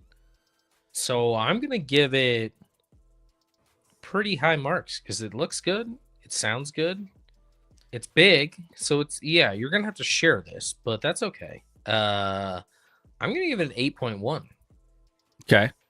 I think I gave this around the mid sevens. I think it's like 7.7 or 7.6, I think is what I gave this, somewhere around that range. I go 8.5. Just because again, yes. like this is spanning probably over 2 seats, right? If you take it to your seat. You can't take, I mean, depends on where you buy this. I'm not sure if it's available.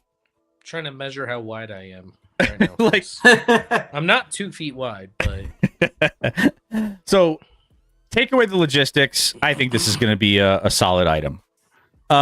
We have the Medellin style burger. Burgers say mozzarella cheese, smashed potato chips, ham, ketchup, Los Verdes famous sauces, pink, pineapple, and green, whatever that is. did you say pineapple?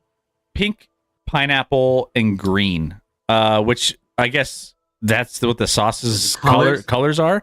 I mean, that sauce does look weird. Colors. I love burgers, Chris. I love burgers. I don't. You're adding a pineapple sauce to a burger? Go fuck yourself. What would you rather, pineapple on burger or pineapple on pizza? Pineapple on burger, probably. Probably on a burger. Yeah. I've had a good teriyaki pineapple burger. I don't mind the ham. I don't need it, but I don't mind it. This is. I mean, I like burgers, but I can't rate this high. This is like a 4.3 for me. It just doesn't look great to me, I guess. I would just give it a flat 4. Flat 4. It's not terrible. I would eat it, but I don't know if I get excited about it. Uh-oh, they're bringing back that sauce again. I don't know if this is a thing, or I don't know what this is. Colombian style. They're going Colombian style. They're very, very Colombian themed with some of these. Well, it's With almost like Swiss, they have a. It's Salsa rosada, shoestring potatoes, and melted cheese. it's just a hot dog. We can. I think, yeah. We were passing on a lot of just the standard stuff. I honestly think that looks pretty good. I would probably give this a middle of the road 5. The colors throws me off though. Colors throw me off for a hot give dog. It higher than a 5. I don't know what I give it, but I give it higher than 5. Yeah. Okay. Looks pretty good. Miami Marlins ceviche tuna nachos. Nope. Ceviche. I mean, seafood is always tricky. When it gets to, putting together at a ballpark, especially ceviche or anything that's not cooked. I don't know. You're rolling the dice. I think I'd be a little hesitant. There's You're gonna get food poisoning. Japanese Peruvian fusion. I just don't know how. I mean, you are in Miami, so you feel like the food should be fresh when it comes to seafood. Me ordering raw fish at a baseball game. At a restaurant, this would be like close to an 8 for me. At a ballpark, it's closer to like a 4 for me. I have questions about. I've had tuna nachos before, and they're very good. Very good. Yeah, agree. At a restaurant. At a ballpark, no thank you. No thank you. You know what I want to eat when they watch a baseball game? Tuna. Yeah. Yeah, especially, well, here's the thing. If you're not eating this fast and that's in the hot sun. Yeah, you're in Miami. That thing's that thing's gonna warm up all of a sudden. You don't want that. You have to eat this fast. I'll give it a 4. With it's around a 4 for me. 2. Well. It has the potential to have a little bit of a high ceiling, but 4. I bet the flavor is okay, but I don't trust the tuna, and I don't trust the heat. Yeah. 2. And this is a Miami maicito con pollo. Comfort food, street food. With chicken. Sweet corn kernels mixed with tender shredded chicken. I don't know if I would order this. That's like a side dish at a Mexican I restaurant. thought this was gonna be like a Mexican corn dish, but it's not even that. It's a sweet. Yeah, it's. I don't need shredded chicken with corn. No. I wouldn't order it. Pass. I mean, 3.8. I want to rate something very highly. I'm ready to rate something highly because I feel like I'm being negative, but all this stuff sucks. Ice cream. No, we're not rating ice cream. All right, let's keep going. We gotta find the Oh, blue burrito. So They had to put out a guys post to say they were putting ice cream in a helmet. Yeah, that's dumb. It's Yes. only been done at a ballpark for the last 40 years. Colorado Rockies. Colorado Let's go. Rockies is here. The Colorado Rockies Dubai cinnamon roll. Cinnamon roll topped with chocolate, vanilla ice cream, pistachios, caramel puff cereal, and katafi. Katafi. That feels a little overkill. It just doesn't look good. Like I can't get It into. looks closer to a crab cake, to be honest. With Philly, 0 out of pistachios. 100. With pistachios in it. Like what? I Why are we throwing pistachios in there? What are we doing? it looks like a big ball of like you know those corn balls you get in the holiday time, those like just stuck corn, popcorn balls. It looks like a popcorn ball on top of a dry cinnamon roll. I can't. I'm sure this is better than it looks. This is a 0.8 for me. I I mean, I love you, Rockies. This sucks. I give this It looks disgusting. It does not look good. I give it a 2.5. I'm being generous with that 2.5 because I'm sure it probably tastes better than it looks.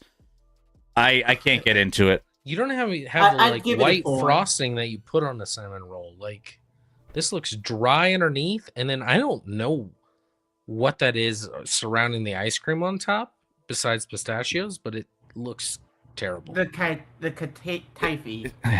I don't know. It's I don't know weird. what Probably. tofu is. 0 out of 100 for Philly. I agree. It's not great. Katafi sounds like something it smokes on spring break. Taco. I feel like tacos are kind of standard. I don't know if this is necessarily worth rating necessarily. I'm Brisket. looking at the it's we can Hold on. pass. What's- Hold on. This No, what- I want to rate this. What's Chihuahua cheese? I don't know what Chihuahua cheese is. Probably cheese from the Mexican state of Chihuahua. I think they were trying to say, however you say the Oaxaca or whatever. Oaxaca? It's like- Oaxaca. Oaxaca. And they spelt it Chihuahua, like you milked. Yeah. It comes from the milking glands They're of a trying to go Chihuahua. back to the Taco Bell days with the Chihuahua. Yeah. Shredded cabbage, pork belly, gold barbecue sauce. So barbecue sauce, hot Cheetos, avocado, and avocado crema. I would eat this, Chris. I I would would- eat this for sure. I would eat it. Actually, this is like a 7.5 for me. Okay, you're a taco guy, and I get it. Well, who's not? Wait, well, hold on. Who's not a taco guy? I mean, I'm a taco guy too, but I know you love tacos though. You love tacos. I think I'm pretty normal on tacos. They're not my favorite food, but I like tacos. Yeah, All the ingredients feel good. Barbecue sauce, I think, is I like a gold barbecue sauce. To be honest, I like the gold fusion of like barbecue and Mexican is kind of an Well, interesting. I'm willing to try it. I would try it. I would try it. I think this could be I'd give it a 6.5. You also I got like avocado a lot on there. Yeah? Hopefully the avocado's fresh. should I think so. I give The it a, cabbage is the worst part. Like, just put lettuce on there. I don't want cabbage. give that Who likes extra cabbage? Who actually enjoys cabbage? extra thick No. crunch. Nobody. Next up, this was one of our lowest rated hot dogs on our last show. It loses points for the name. The Glizilla. It's Kind of like the name. Kind of like the name. 2 Is foot. that macaroni and cheese on there? It just says extra stuff on top, but it's not macaroni and cheese. That It looks. looks like a pasta It salad. looks like a pasta salad. No, it's not a pasta salad. That's mac and cheese. And it's guys. no. There's I mean, greens. probably everything It's that's what it green looks and like. red sauce on there. But no, that's like green chilies, and I don't know what the red is like. the chilies. I don't know what the red is. So it's but macaroni with green chili. I don't. I guess I just You don't. wouldn't eat macaroni with green chili, like not like green chili sauce, but like green chilies in there. You would eat that. Macaroni feels weird on this thing. It feels messy, and it feels like The hot dog on the the end of the hot dog on the right does not look good.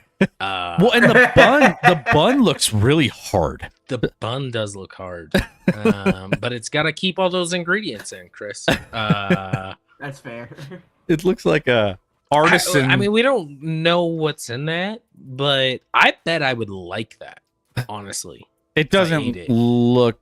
It doesn't look I wouldn't appetizing order to it, me. but if someone was like, "Hey, do you want a bite of this?" I'd be like, "Yeah," yeah, I'd try it. and I probably like it. So for that reason, I'm gonna give a 4.4. Okay. All right. Well, that's about where I was at. I was like, yeah, this doesn't look great. I think I rated it at like I think I gave it like a 4.2 or 4.1. I was like, the noodles being tasteless is my worry. If you don't have sauce all over the noodles and they're just tasteless noodles and they're dry, I'm like, I'm out. I'm out on it. But I would take a bite of it. I would try it. You know what's funny is like when I worked for the Rockies, we would always have a big all staff meeting before the season, and there'd be lunch included, and it would be like small, like they'd cut this into like 8 pieces, but like you'd go around and you'd try all the new items in the ballpark.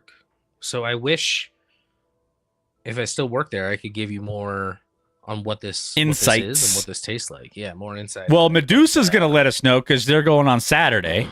Okay. There we go. And we know they'll get that. That's just like that's before dinner. That's like yeah, that's an snack appetizer, a little appetizer, and they'll probably get dinner around the 8th inning. totally. Chihuahua cheese is a mild, after the game. mild, semi-soft white cow milk cheese. So not from a Chihuahua. Okay, got it. Yeah, just from the Mexican state of Chihuahua. Did they have to specify that the cheese came from a cow? Yeah, because people think they're milking Chihuahuas out there in the. Okay. Yeah. Pizza. It's like, have you ever seen that commercial about the military grade banana that's not actually a banana? I did not. The burner. I did not. No. It's like this whole thing, like, oh, it looks like I'm being stalked. Well, good thing I have my banana. Pizza donuts. Pizza crusted donuts topped with pizza sauce, pepperoni, cheese, and pesto drizzle. You lost me at I'm out. pesto drizzle. Well, first of all, what does pizza crusted donut mean? I How do don't know. you? What's a pizza? It- Is it's that just just a donut. Italian? Is that like Italian seasoning? Like Italian breadcrumbs? breadcrumbs around the donut? Probably. You don't like pesto? I'm not a huge pesto guy. I'm fine with pesto, but it's not like my favorite. I've never heard of a pesto on any pizza. Ever. I have a 4. Yes, you have.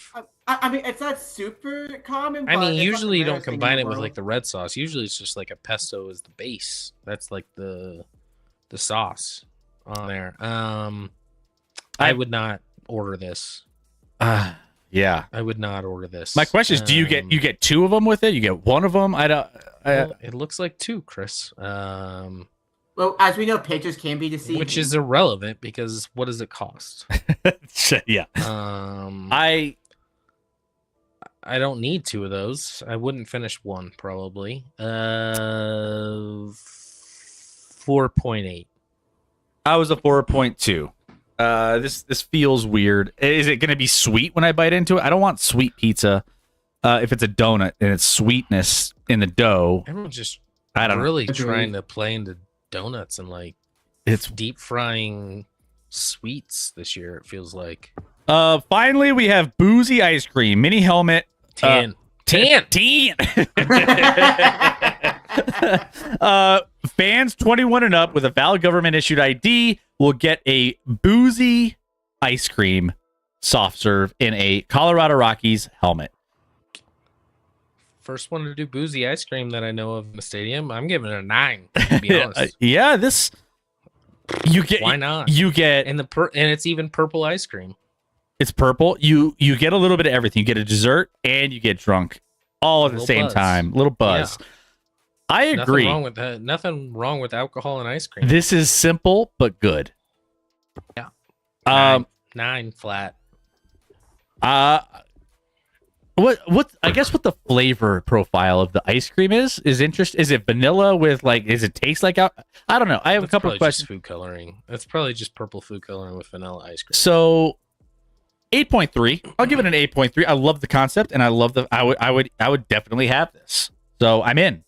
Sold me on the My boozy ice biggest cream. issue is that they say it's served in a mini helmet. Give me a large. Give me Give me a a- full sized helmet. Can I have a full size Rockies batters helmet? I don't have to worry about my drink getting warm because it's ice cream.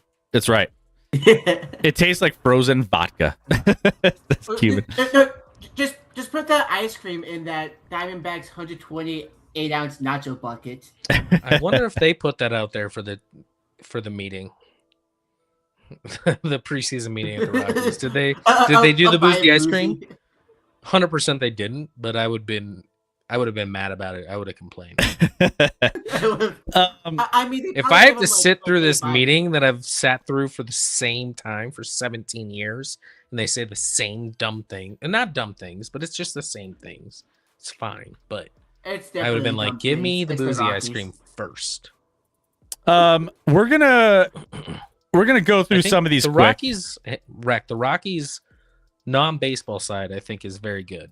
The baseball side hopefully is getting better with the Hopefully. tournament, but we'll see. We're gonna go to this is a one-off. Detroit Tigers, the Detroit Tiger tail, a hand battered. We talked about this one. Yeah, that's a We no. had a lot of opinions on this one. Hold on. A hand battered, foot long corn dog rolled in cheese powder, topped with a coney chili, orange mustard, and diced onions. The picture That's looks a no for me. brutal. The picture does. I don't agree. I would eat that. I would.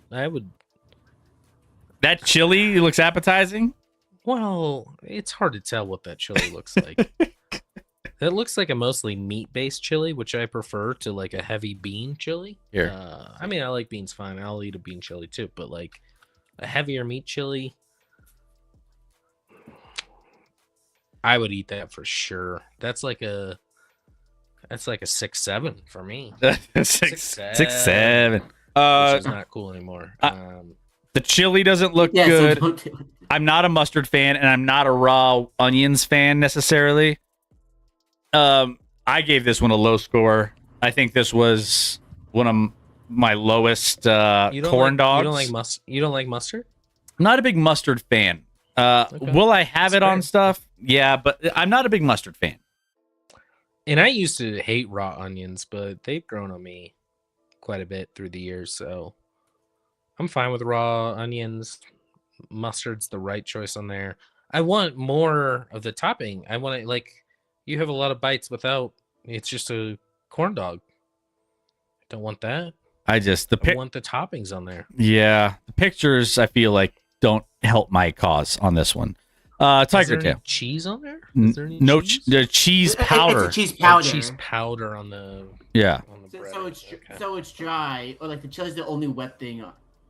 Um, Chili and the mustard's the only thing that gives it any sort of moisture. I want to Put some of that boozy ice cream on top of there. I know that was different stadiums, but that'd be delightful. The one of the highlights of last part one was the Atlanta Braves. Not only for some of their food, but for the naming of their foods.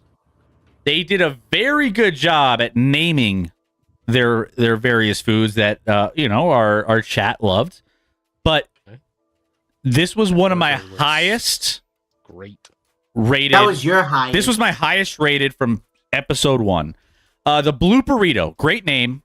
It's a deep fried burrito with chipotle spiced beef, cojita cheese, fresh pico de gallo, and signature house made sauce. Sign me up. Like That looks good. fried That looks very burrito. good.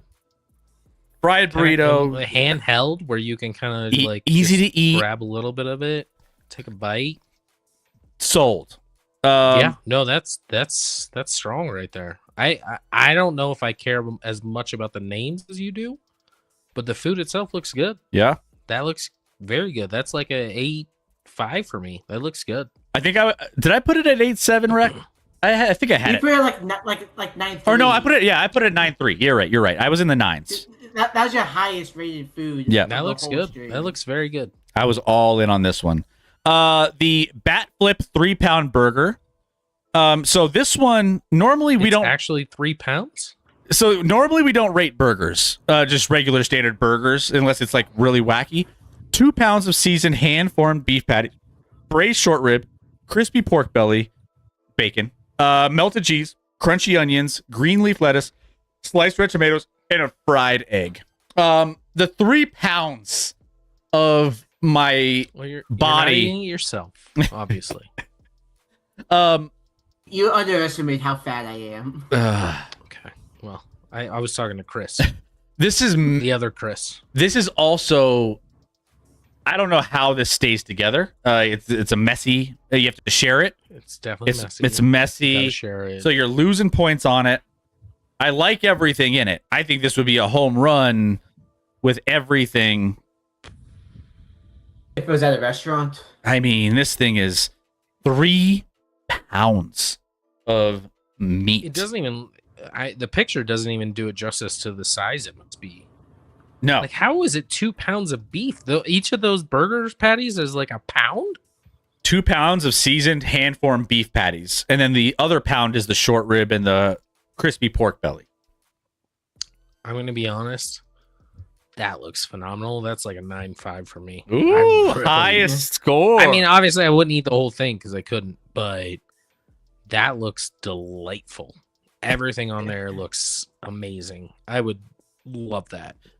I would too. I would mess that up. I don't. The egg, actually, I love egg. Throw a little egg on the burger. I love it. Fried egg is perfect. Yeah. I mean, it's gonna make it messier, but the melted cheese, that's like almost like a queso. Well, maybe it's not. It's What's essentially or a is that the breakfast sauce? It's a melted. sauce on It's a top or the melted cheese? cheese, but then they also have, I think, some sort of sauce on there. I don't know That's what. got to be sauce because I see the melted cheese below, and the sauce on, or maybe that's just the egg. No, that can't just be the egg. Atlanta knows how to do it, man. Atlanta knows how to do it. That looks phenomenal. I would I be. still don't understand how there's 2 pounds of ground beef on there, but But you don't care. We would crush it. That would have to be like that's for like 4 people to eat.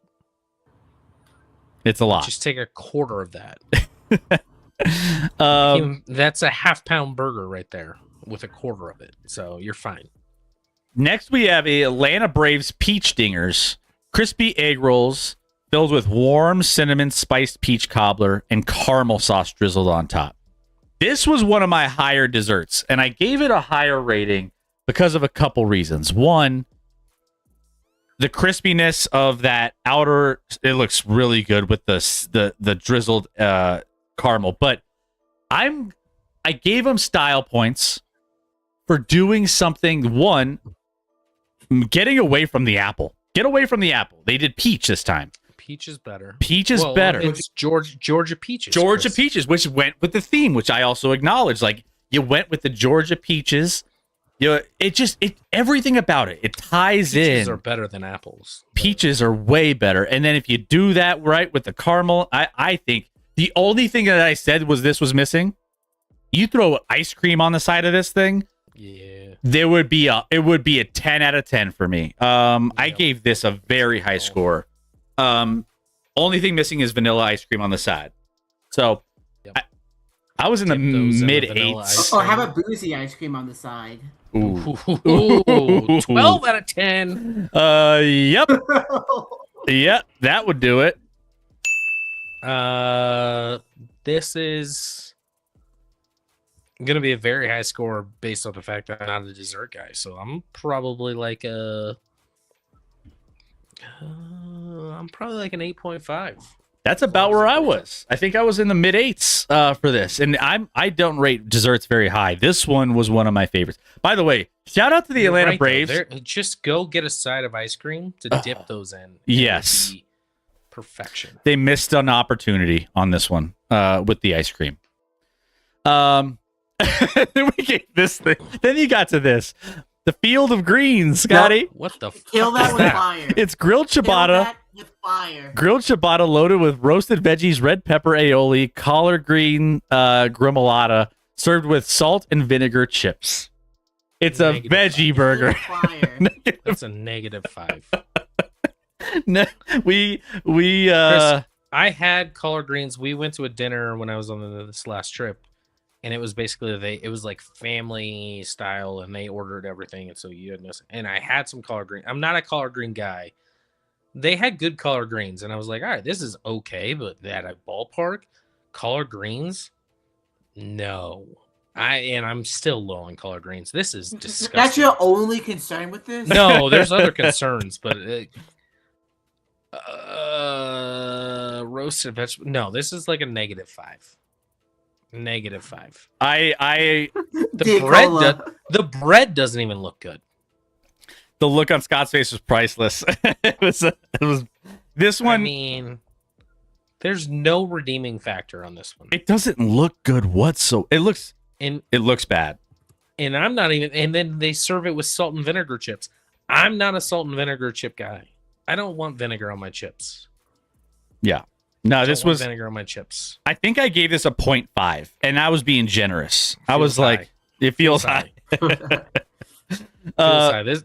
That's clearly the worst thing we've seen so far. Yeah. That thing looks disgusting. Next up, we got the walk-off. The flaky, buttery puff pastry filled with marinara braised meatballs and melted mozzarella baked on a golden finish. Like on paper, it sounds good, but like as I mentioned the last show, like I'm very picky about my meatballs. Like I got really high standards for them. I don't trust a ballpark to make meatballs correctly. I'm not as picky in my meatballs because I grew up with like eating Subway sandwiches, meatball sandwiches. So I'm not as picky with my meatballs. I grew up with an Italian mom. That if the pastry is flaky and looks like that, this looks pretty legit. I don't know if I trust the pastry on a normal game, but that one looks good. That's a solid like 7.4 for me. I like it. I was worried about the execution of the pastry like you, but also too, this needs a side of marinara to dip. I don't see that in the picture. I don't need that. I need the side of marinara. I'm a sauce guy, so I need extra sauce. I love saucy. I'm a sauce guy too, but marinara, I never dip things in like pizza. If it's light in marinara, I prefer marinara. For me, I like, but I don't want a lot of it. I just want like a little. Yeah, exactly. I'm the same way. Yeah, I would definitely dip this guy. I agree. If this is executed, I think this could be really good. I think I gave this around a 7. If I'm not mistaken, 6.87, somewhere in that range. It's got like the ceiling of an 8.5. It's got the floor of like a 3.5. I love the advertisement. He's like, all of a sudden I'm like, yeah, I'm gonna Delaware North. I'm gonna whatever. I don't even know what that is. Is that like a bank? Truist Park. It's probably like a bank. Probably something. Truist Park is the company. stadium, right? Like, yes. Home of the Braves. Yep. But Delaware, like, I love that they have these little flags in their advertising stuff. Sports service is what it says. Sure. What does that even mean? Yeah. What's a sports service? Is it like an agency or something? I don't even know. What do they serve in sports? This is one that it looks off. It doesn't. I don't know what this one is. The baffle. Slow smoked brisket. It's baffling you. It baffles me. Smothered in rich truffle cheese sauce, piled to in a crispy golden pocket and finished with savory seasoning. This doesn't look appetizing for me.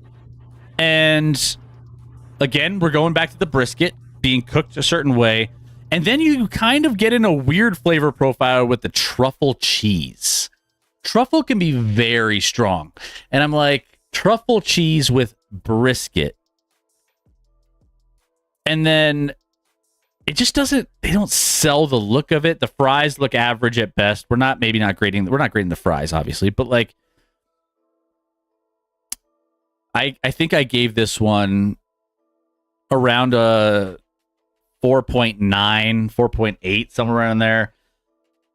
It looks odd to me. So this is similar to the last one for you, Chris. What this is, you need like a barbecue sauce on the side to dip that in. Yeah, I think I did mention that. Throw in a barbecue sauce on the side to dip that in, and that elevates this for sure. I'm sure you can get that. This looks pretty good to me. I'm much higher than a 4.8, 4.9. This is like a 6.8, 6.9 for me. I think it looks pretty good. Easy to eat. You throw some barbecue sauce and have some fries. I would eat that and enjoy it. I'm sure I would. And I like truffle. I'm sure the truffle, Chris, when they say truffle cheese sauce, I'm sure there's like, you don't even taste the truffle in it at a ballpark. Like, you don't even know truffle's there. Yeah. There might not be truffle there, to be honest. they might just say truffle. They don't actually mean truffle. You had some cheese sauce. That brisket looks better than, what was that? The Dodgers brisket? Oh, where it was just shredded, like pulled pork. Yeah. With the lobster. And I don't think I graded. We didn't grade this one. This is just shrimp. So we didn't grade this. Yeah, we moved on from the shrimp. All right. So I don't like, but to be clear, I don't like coconut breaded shrimp. Not a big coconut guy unless it's a pina colada. We went the only time I like it. into Red Sox. We'll go through some of these ones. This was the lobster poutine, crispy Cavendish Farms fries, Luke's lobster meat, clam chowder, and crispy bacon. So when I reviewed this, I was like, my biggest question is how many fries are in that versus how much of the lobster meat and all the other stuff? Because I feel like I don't think the ratios are going to be there when you order this. Lobster's expensive. Can you execute on the lobster? I love all the ingredients. This one I thought had the potential, depending on the ratio, has one of the higher ceilings that I could probably come up with. I love all of these. I love clam chowder. I love bacon. I love lobster. I love fries. I love all of it. But if I get this and it's like 75 to 80% French fries, and I have a feeling I'm going to be let down. But if they do the ratio correctly, this has one of the higher ceilings. This could be as high as a 8.7 for me. So that what looks like cheese sauce is clam chowder. Interesting. So I was thrown off. I was going to go low because poutine to me, I'm not a poutine guy. Mostly because most poutine has like gravy in it, and I'm pretty low on gravy. I'll eat gravy and it's fine, but like I don't think gravy there's way better sauces and things you can throw on fries than gravy, in my opinion. Clam chowder is the gravy.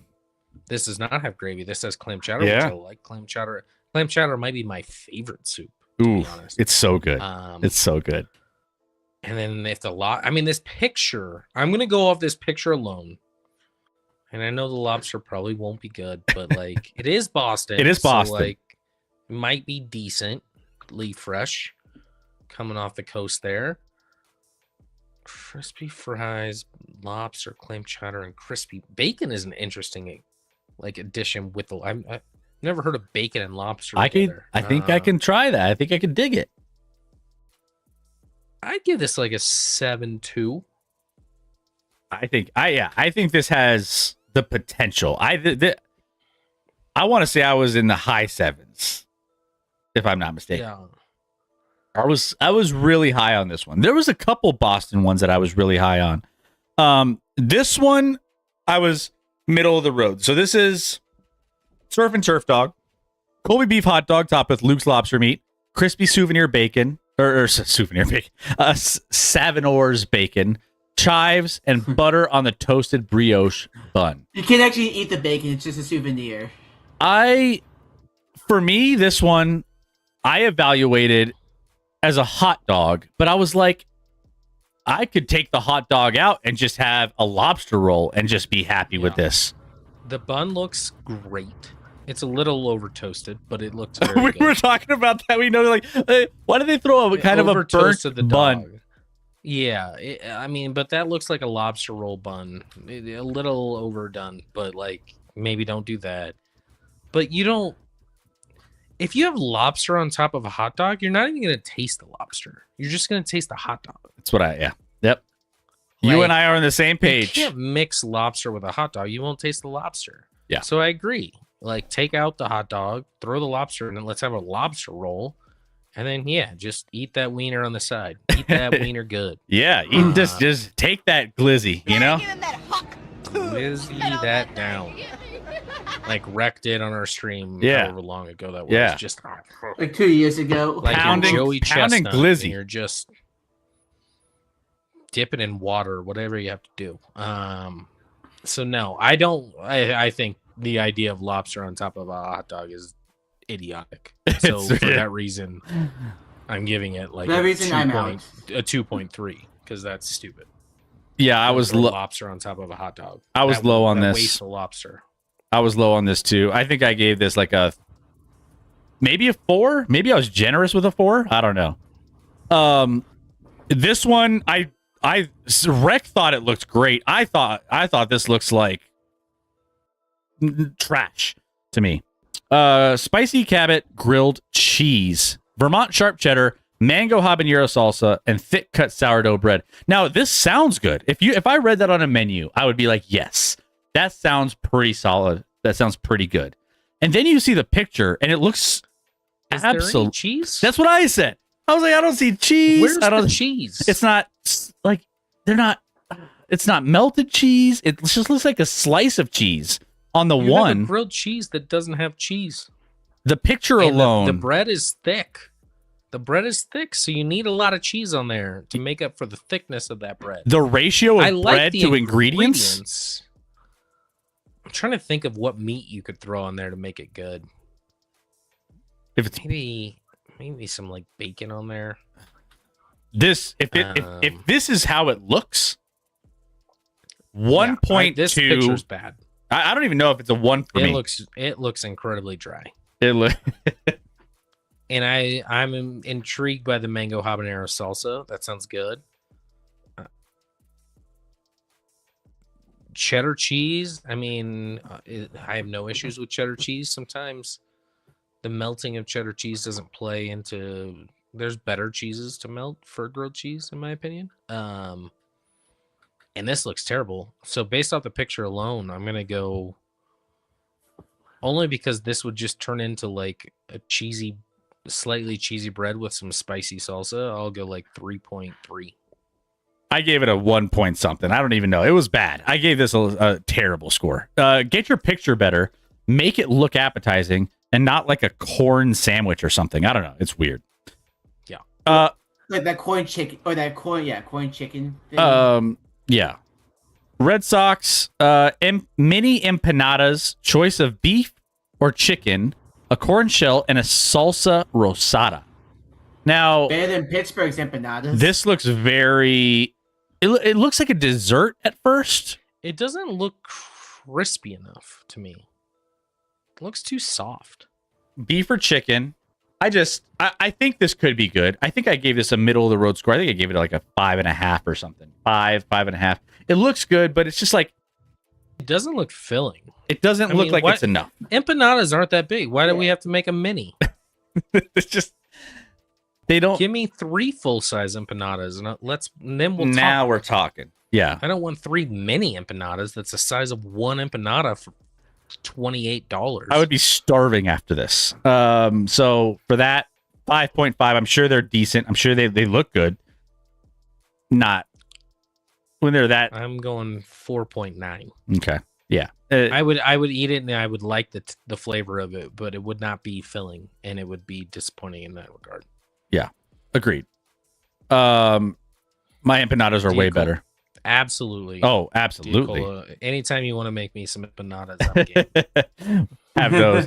All right. I want to get to this one. This was an interesting one from last show. I want to get your thoughts because I already put my thoughts. This is a cold brew topped with cold foam and cookie crisps. Cookie crisp. Let's see if you nail. What a stupid idea. Okay, I think you nailed. You're gonna nail it. What is happening with those cookie crisps? Do they stay on top the whole time? How do you drink this? Are you just pulling out cookies? It's just cookies that you eat separately from the cold brew? Like, this makes no sense to me. And how many people, I guess there's day games, but like on a night game are getting cold brew? You nailed it. There are a few people in this world that like they can drink all the coffee in the world and then go right to sleep. And I'm kind of one of those people, so I could do that, but I don't want cookies on the top of my coffee. Well, everything you just said, and then also let those cookies sink into your cold brew, and then it's all chunky and like you have all this junk in your cold brew, like that's swirling around these crumbs, and it solidifies. And then the cookie itself gets soft. Like, and then it's just like too soft. I have so many issues with how this is constructed and with the idea of it. Who signed off on this? I don't know. I'm like the Dodgers. Like they have baseball money, not food money. Yeah. Not to mention, if you're Dodger fans, you're not getting there until the 5th inning. You're already late. You're getting a cold brew at 8 p.m. at night. Most games with are cookies on top of it. Most games are at night. Yeah, that's true. So this is like a -1 for me because it's a stupid idea. It's not great. I'm sure I would drink the cold brew and like it. I would eat the cookies and like them, but this is a stupid idea, and for that, it's a -1. Makes no sense. Yeah. Speaking of bad ideas, let's talk about the Pirates. I want to do a couple. So we'll take this to the bottom. We'll see where we're at. There's a couple more that I want to jump on, Scotty, with you. Okay. And then we're going to go through maybe a couple wild cards that aren't stadiums that are from like a MLB stadium, but they're just they're just crazy things. So we'll dive into those here in a second. But let's go into the disaster that was the Pittsburgh Pirates. Because remember, last year they had those, what were they? Empanadas again. No, they had they were those little potato ones. The the Renegade thing was 2 years ago. Oh, the Renegade was a couple. Empanadas were last year. Empanadas were last year. They sucked. First off, the Boricua dog, whatever this is. So Frito beef, street deli kraut, yellow mustard, American cheese, ketchup, braised onion, potato sticks served on a roll. It's a hot dog, but it's maybe not a that little bit crazy. Worse. But I'm not a sauerkraut guy. So I don't know what Sofrito beef is. Beef. No. Frito beef? Does that have like Fritos inside? So of the beef? I don't know. So Frito beef. I have no idea what it is. This doesn't look great to me. There's so many other hot dogs I would rather have than this. I like adding the crunch on it. That's like the best factor. I think I gave this a 3.9. It just doesn't look good. I wouldn't be into it. I wouldn't buy it. I wouldn't buy it. You took off the sauerkraut. I'd like a little more, and I'd probably give it like. I would eat it. I would eat it even with the sauerkraut. So for that reason, I'll give it like a 3.2. Okay, we're on the same page here. Next up, the Coop puppy. So this is a chicken dog. It's a chicken. It's a bird dog. Sweet tea brined chicken on a toasted roll. Top it with ketchup, braised onion, ranch, and shredded lettuce. So it's basically, yeah, a piece of fried chicken with ranch. But then what the hell is ketchup, braised onion? By the way, ketchup and ranch do not go together. So why are we doing this? It's questionable. Yes. Scotty, I'll tell you, this is one of the better things on this entire menu. I mean, I'll always go for like a chicken ranch. Like what bothers me the most is literally the ketchup braised onion, and I'm fine with onion being on there. But why are we braising in ketchup to add it to ranch? And chicken. Like, what are we, 5? Like, you don't put ketchup on chicken either, unless you're 5 years old.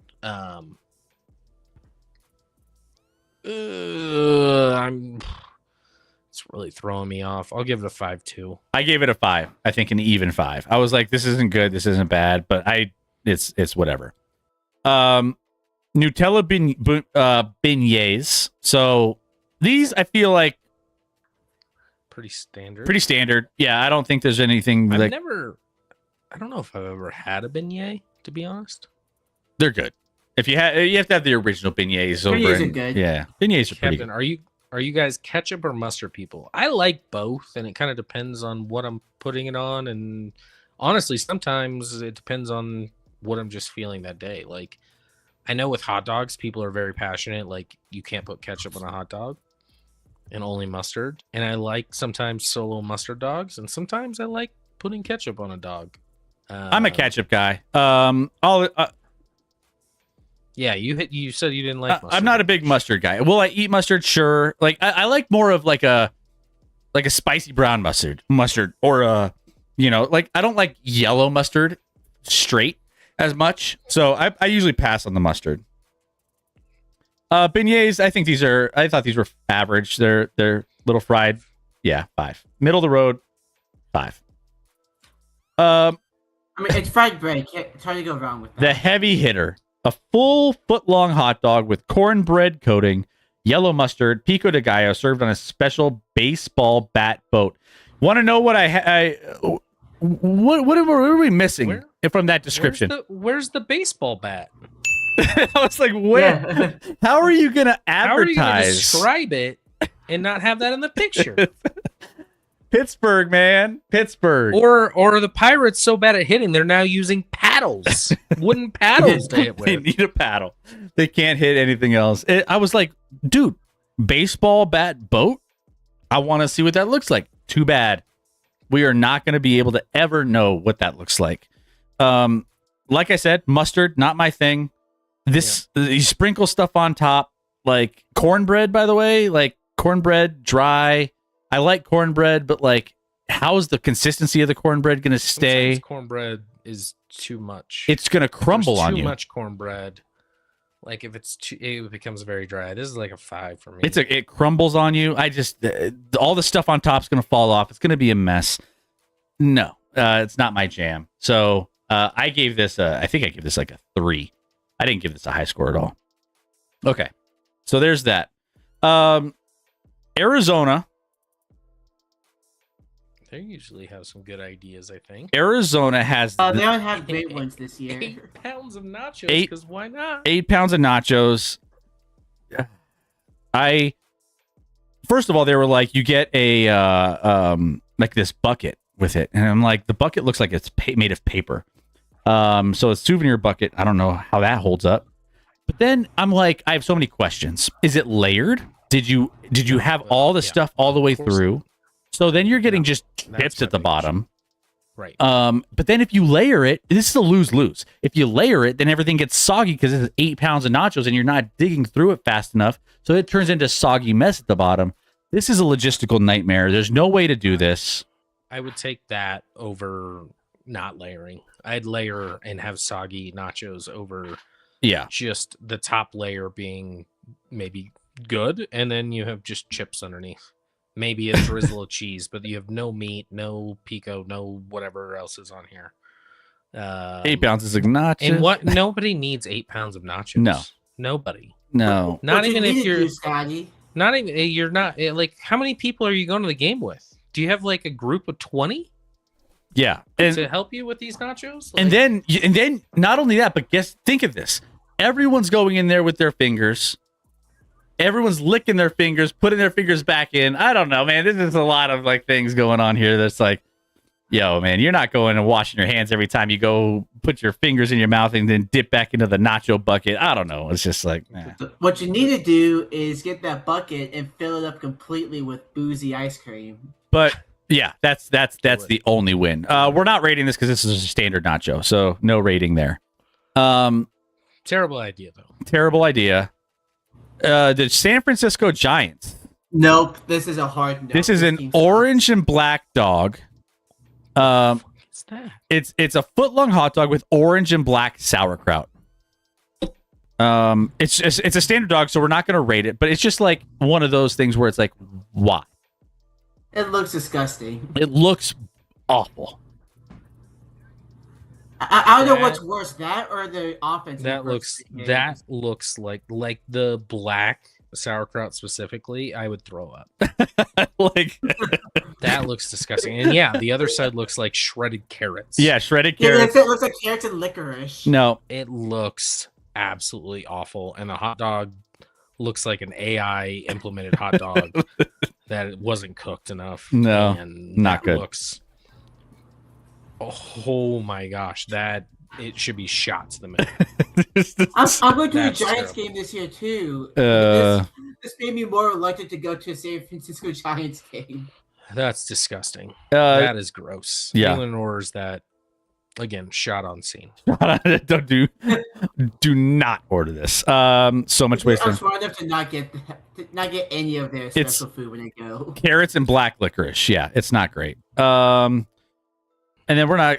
Well, there's a couple others that I really wanted to get into that we reviewed last time. I don't know if it was like the hot dog. Let's see. We're gonna skip There's one other thing where they didn't say what was on it. Really, cookies and cream. I saw something about $100 hot dog there. Oh yeah, hell is that? that was at a different event. That's like a golf event Cookies or and something. cream egg rolls. it's a there's caviar on the hot dog. Well, that's stupid. This is cookies and cream egg roll. This isn't as when I saw the other Atlanta Braves one. This is kind of in the same egg roll category. This looks a little dry and there's no sauce with it. Yeah, well, I'd rather it be cookies and cream ice cream in the middle than a cake filling cookies and cream. And then chocolate sauce or something. Give it a drizzle. Help it out. Give it something. I don't want. I you mean, don't. Why that's- would you deep fry a cake? It's just you missed the mark in so many ways. I don't even know if I could swallow that. I'd just be chewing for an hour of dryness of blah, blah, blah, blah. I would try it, If that was Captain. ice cream, deep fry some cookies and cream ice cream. Okay, Yeah, it needs and throw help. some Oreo cookie crumble on top. Perfect. It needs help. That's all I'm saying. It has potential, but they just didn't help And it out. doesn't even look like. It looks more like a. It looks like meat in there than more than like Oreo. Yeah, it looks strange. So I think I gave this a 4.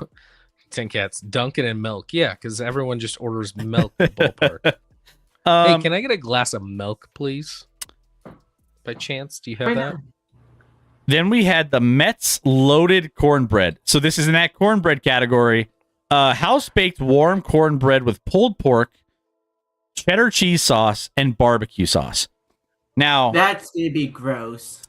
I I don't think it would be gross. Definitely not gross. was very skeptical about this, and then I kind of dug into the ingredients, and I was like, all right, so I like cornbread, I like pulled pork, I like the cheddar cheese sauce, the barbecue sauce. I think there could be a really good combination of flavor profiles. The cornbread is what makes this thing a wild card in the negative way, because if I pick that cornbread up and it's crumbling in my hand and it just disintegrates the minute I pick it up. Oh, Chris, this is a fork. This is a fork. It's a fork. It's a fork thing. You And just don't also pick it up. looks kind of small. It looks small, and there's not enough pulled pork on there. Yeah, I want more pulled pork on there. The yeah. ingredients to me work. Like I would agree. eat- I agree. Cornbread at the park is weird, says Captain. I'm not. Yeah, I'm like that should first of all it should be jalapeno cornbread to make it better. Ooh, yeah. Um, Yeah. Not just regular cornbread. Who eats regular if cornbread it's- when you if can it's have not a pork jalapeno thing- cornbread? That's a fork thing. They don't give you the fork. You're gonna take one bite of it, and all the pork on top is gonna land on your shirt. Yeah, you can't pick up cornbread with stuff on top of it and think it's holding together. No. There's no shot. No shot. That thing is going to You're eating that be, with a fork. and then you got a pile of chance. crumbs in front of you, and then it turns into like a taco salad. So yeah. Burger. It's just a big burger. We're not rating this big burger. It looks fantastic, but burgers. It's up to bite, but Yeah, it's a standard burger. We're not doing that. And then the 7th inning challenge or 9th inning challenge, same thing. Not worried about that. 7-inch challenge. There was one. Where was my highest rated hot dog, Rick. I feel like it was like somewhere in here. Was it the Of course, it's somewhere in there. Where else would it be? I wanted to pull that one up before we get off stream because there was one hot dog that I thought it wasn't here. Was it this crab dog? Was it the crab dog from Washington? Where was the hot dogs? There was a hot dogs category. Craziest hot dogs. Was it this one? Yeah, probably. The Glazilla. Oh, Kansas City Royals with a beef Wellington hot dog. I'm like, you're doing. It's not going to be. For me, It's not really a hot dog, but yeah, you're doing too much. And then not only that, but you're trying to get a beef Wellington, and then you bite into it, and it's like a hot dog, and you're just so disappointed. Like, just why? They called it that just so they could upcharge it. I think I didn't give this. I give this a middle of the road. Mushrooms on a hot dog. Shoot yourself. Prosciutto, minced mushrooms, chipotle ketchup, yellow mustard, and inside a puff pastry. I'm like, no, you're just. This is putting paint on a pig, right? You put paint on a pig to make makeup on a pig to make it look better and taste better. And there's better options. There's better options. Stadium. Yeah. Oh, this was it. The Crab Mac hot dog from the Nationals. This was one of my higher rated options. Crab Mac and cheese from Stuggy's Gourmet Dogs. I don't know Stuggy's, but shout out to Stuggy's. The mac and cheese looks incredible. You can see the macaroni here, Scotty. So that's good. And then the crab and mac and cheese kind of like crab mac and cheese flows together. If the crab is good, I think this feels good to me. This was one of my higher rated hot dogs. I think it was my second highest rated hot dog. Interesting. This would be a no-go for me. Really? First of all, the mac and cheese looks like Stouffer's to me. I think it looks pretty good. And again, I don't know why anyone would put seafood on a hot dog. You're not even going to taste the seafood. You're just going to taste the hot dog. It's a waste of time to put seafood on top of a hot dog. Yeah, I mean, if we're going for the same I think there's just more of like creaminess and sauciness that kind of fits a little bit more. I don't know. That's maybe. Fine. We just disagree on the look of the mac and cheese, apparently, Chris, because it looks like Stouffer's. Yeah. To me. Which I like Stouffer's too. But either way, it's, You're definitely white. I don't like Stouffer's, and I'm white. So what does that say about me? Right? What color am I now? And you can get this hot dog at any local Walgreens store. Doesn't that look like a Walgreens logo? I was like, is that a real thing? Walgreens serve hot dogs, but I get you now. Okay. Doesn't it look like a Walgreens logo? I was like, yeah. This was one of my highest ranked. This was what I was thinking about. This corn dog was my highest rated corn dog category option. All beef foot-long corn dog topped with choice of chili cheese, and street corn. And I was looking at this and like, that looks pretty bomb. It looks pretty bomb. This has the. I would ask them if they could do a half and half. Can I do like half chili cheese and half street corn? I'm sure they could. This looks. Yeah, let's do that. But that's obviously the street corn there. I love street corn.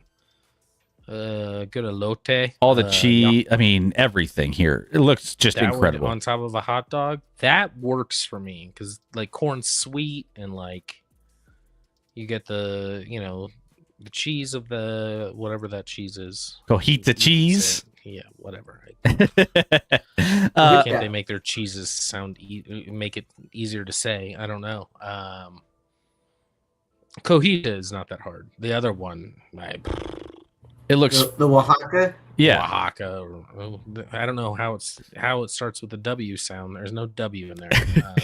Because Spanish. But this is like sauce with it. It's got the crunch. It's got the textures. It's got the it's got everything for me. That looks good. I gave this, I think, at 8.7, 8.8. It was approaching 9 for a corn dog, and I'm not high. I don't rate corn dogs high. This was Oh, one I of didn't the. even know it was a corn dog. I thought it was a hot dog. It's a corn dog, but I mean, this would be a great hot dog. I would like it better as a hot dog with a bun because we already have the corn. Same. I don't need a corn dog battering on top of corn. So I would like it more as a hot dog, honestly. It would be incredible with both. So yeah. But yeah, it's like an 8.2. Okay. See, we're doing all right. This one was won the award for most confusing Vienna beef hot dog I was gonna say, is that a bale? tucked bun? inside a soft bao bun with tangy Heinz mustard slaw, crispy tempura sports peppers, whatever a sports pepper is, Fresno peppers, and a sriracha aioli. So that's not a shrimp, Scotty. That's not shrimp. That's a It's tempura fried. tempura fried sports pepper. Okay. So you got Why? Asian, Why? you got a hot dog, you got French fries. I none of this makes sense to me. I would probably just take all the top layering off and eat that, and then I'd have a hot dog underneath. And then you have a bao And bun eat that? and the bao bun, which is Wait. Oh, that's the bun for the hot dog? that's the bun for Yeah, the bao Oh. bun is the hot dog bun. Well, the good thing that covers about 50% of the hot dog. What are we doing? it's the bao bun. The bao bun is No. Get out of here, Chicago. Get out of here with this nonsense. this And this is why the Bears are getting out of Chicago. yeah, this makes zero sense. None of this is like this makes zero sense. I gave this I think a 2 at best. I don't even know what I don't know how to rate this. I can't rate something I don't understand. Yeah, no, it's not good. It's not good. Yeah, it's a Oh, so now It's- now Grog, like corn dog better than hot dog, pants party. 2-second thoughts on the Puka stuff, which apparently he's now getting professional help. apparently he's been in there for a while. Antonio Brown passed the torch for the CTE to he was like, this is yours now. And now Puka. Puka just clearly has a drinking problem in excess. I'm glad he's getting help because he was out of control. And it like kind of came out of I don't feel like prior to this offseason you really heard much of anything from Puka, but this offseason was like, Yeah. he's a problem. He's a problem, so hopefully it helps. Hopefully he's getting the help he needs. This was my highest rated hot dog. This was good. This was my highest rated hot dog. I gave this, I think, approaching a 9. 16-inch hot dog made with jalapeno cheddar sausage, white cheese sauce, corn relish, cilantro crema, tortilla strips, and comes with French fries. I was like, this is a home run. This was the home run hot dog for me. Nothing about this sucks. Nothing. Hold the relish and everything else is amazing. See, I'm good with all of this, and I know it's a jalapeno dog, so there's some spice, but like throw a little like the right hot sauce on there, and I'm all in. You got some sauciness. You got all of the. Oh man, this. It's got a lot of sweet on top, just a little more spice to go with the jalapeno cheddar, and I'm like, yeah. Yeah, this. But this is very good. Dodgers, well done on this one. The slugger. If I go to Dodger Stadium, I will get a slugger, along with whatever. What is the other crazy thing? Are you going to eat that whole thing? I will. I would eat that. 16-inch glizzy. You're laughing. That's like a snack for you, Rex. You're like, Yeah, I would eat that. this is a big yikes for the Rams. Yeah, it is. Rams they're in a weird spot with him for sure. But he's talented, so you know. They're all in right now, so they can't abandon him. So if you're the Rams, you just hope he lasts. I mean, obviously, well, did they give him a new deal? Not Has he yet. got- No, So he hasn't gotten a new deal yet. they'll probably play it out a year and be like, do we want like they're 2 years from maybe rebuilding, but they're all in for these 2 years. Like, how long is Stafford gonna play? They're just piling up money, and eventually they'll pay the piper, and they're gonna be a terrible football team. But maybe they can have Puka in that stretch. But they were trying to trade for AJ Brown reportedly. Yeah. So maybe, and a lot of people thought that was, well, Devontae Adams is 33, like he's coming down. But maybe it was a Puka thing. But like, if you have problems with Puka, I'm not sure you trade for have AJ problems Brown. I don't know. That's the guy to like, hey, let's AJ Brown doesn't the craziness and let's trade for AJ Brown, who's reading books on the sideline. Also, this one I can do without the Cracker Jacks. The Cracker Jacks throw me off a little bit. A salted caramel shake with whipped cream, peanut butter sandwich, cookies, Kit Kat bars, and Cracker Jacks. You didn't need to throw the Cracker Jacks on there for me. It's not necessary. The at all. peanut butter sandwich cookies. So that's like a Nutter Butter. Nutter Butters. Yep. So those go in there. I like that. This I always like peanut butter. This feels really good. I would crush this. I bet that's very good. I would crush It feels this. a little I don't overkill. mind the Cracker Jacks on there for a little saltiness. Little mix it up a little bit. I mean, the caramel salted. Yeah, maybe it adds a little bit. I'm fine with it all. Yeah. I would really enjoy that shake. Now, would that be worth the hospital trip you'll have later? Probably. Probably. I would crush this. I would order this. I would crush it. If it looks as good as it is depicted in this picture, I would. thought the Kit Kats were the straws for a minute, but they're not. They kind of feel like they're straws, right? So shout out to the Diamondbacks. Diamondbacks put together a couple nice items on this list. It's hard to mess up a shake. I would devour any shake. Oh, there's a way we can mess up a shake. We might. I don't know if I have time for it, but that was the last thing we saw on our last stream, and it was.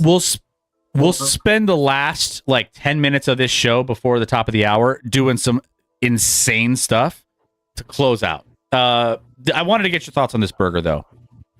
Inspired by the towering landmark, stacked sandwich featuring grilled chicken, smoked bacon, mixed greens, creamy chipotle ranch, Gruyere cheese on a soft pretzel bun. Pretzel bun, interesting, but I mean, it sounds fantastic. It looks pretty good. I don't even. I do see the chicken now. I think you're Off gonna the have the same sides thought there. as me. Maybe we'll see. I'm not a huge pretzel bun guy. But everything else and the mixed greens on there don't look good. Just do a normal thing of lettuce. I don't need mixed greens. Like, Well, you just know what do collard greens? I just want just do normal lettuce on there. Like, I don't understand when they try and get fancy with the lettuce and do like mixed greens. No. Otherwise, I don't know if the chicken's gonna be very good, but that looks good. I would destroy that. My critique. What did I miss, Chris? My what's your critique. What did I miss? Pretzel bun. People like to go fancy, and people like to be like all fancy with pretzel buns. I get it. Pretzel bun. I think it'd be fine. You'd be okay going with a normal like solid bun, right? A regular bun. Nice. My brioche thing. bun there. I love grilled chicken. Make it a fried chicken, and I'm all in. I think well, that would definitely up it. like I was like I like grilled chicken. Grilled chicken that can be dried, dry at scale if you're trying to get it. Make this a fried chicken sandwich, and this is probably one of the highest things on my list. I think it has a potential to be super high ceiling. Make it a fried chicken. I only, and this isn't that. So like I only order a grilled chicken sandwich ever if it has literally specifically bacon. Yep. And it has to have avocado on it. It has to have avocado. True. I don't know why. Because that like cool, like I don't know. I wouldn't even want avocado on a fried chicken sandwich necessarily, but on a grilled chicken sandwich with the cheese, bacon, avocado, and some lettuce and ranch. Ranch. I was waiting for you to say ranch. It has to have ranch. It has to be ranch. Has to be. Nailed it. You and I are on point tonight.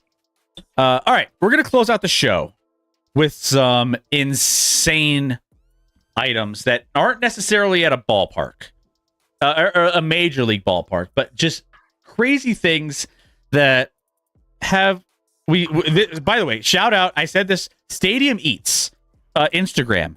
They put together not only baseball, they put together all sorts of different stuff from different stadiums. So for example, they had a what was it, $100 hot dog at what is one event. They had that like donut thing from that wreck. The yard goats. Yep, the yard From the yard goats. goats. Yeah, the yard goats. That's a negative 28 out of 10. By the way, this is brutal, man. We already saw this in the Discord. We won't talk about it, but Kill it with fire. yeah, At least, why not put a space in between yard and goats there? Because you had enough donuts to do it. this is that $100 hot dog, Australian Wagyu hot dog, topped with an entire tin of golden goat caviar and sprinkling of gold flakes. No one's buying that, right? No one. Can confirm. I mean, And that's the people who buy it are just gonna take a bite. Like they have so much money that they don't care, and they're gonna take a bite and be like, "All right, I tried it. I've never tried It's not caviar. great. Have you ever had caviar? I had it on the trip. I have had caviar. I've never tried it. I've never had caviar. It's good, but like it's not worth the price tag. Yeah. Oh man, I have so many ways to go. Bacon wrap, blah blah. We got octopus sandwich. Let's go in. Let's go into some of the crazy things. One thing that we noticed in this one is the University of Miami Reuben shake.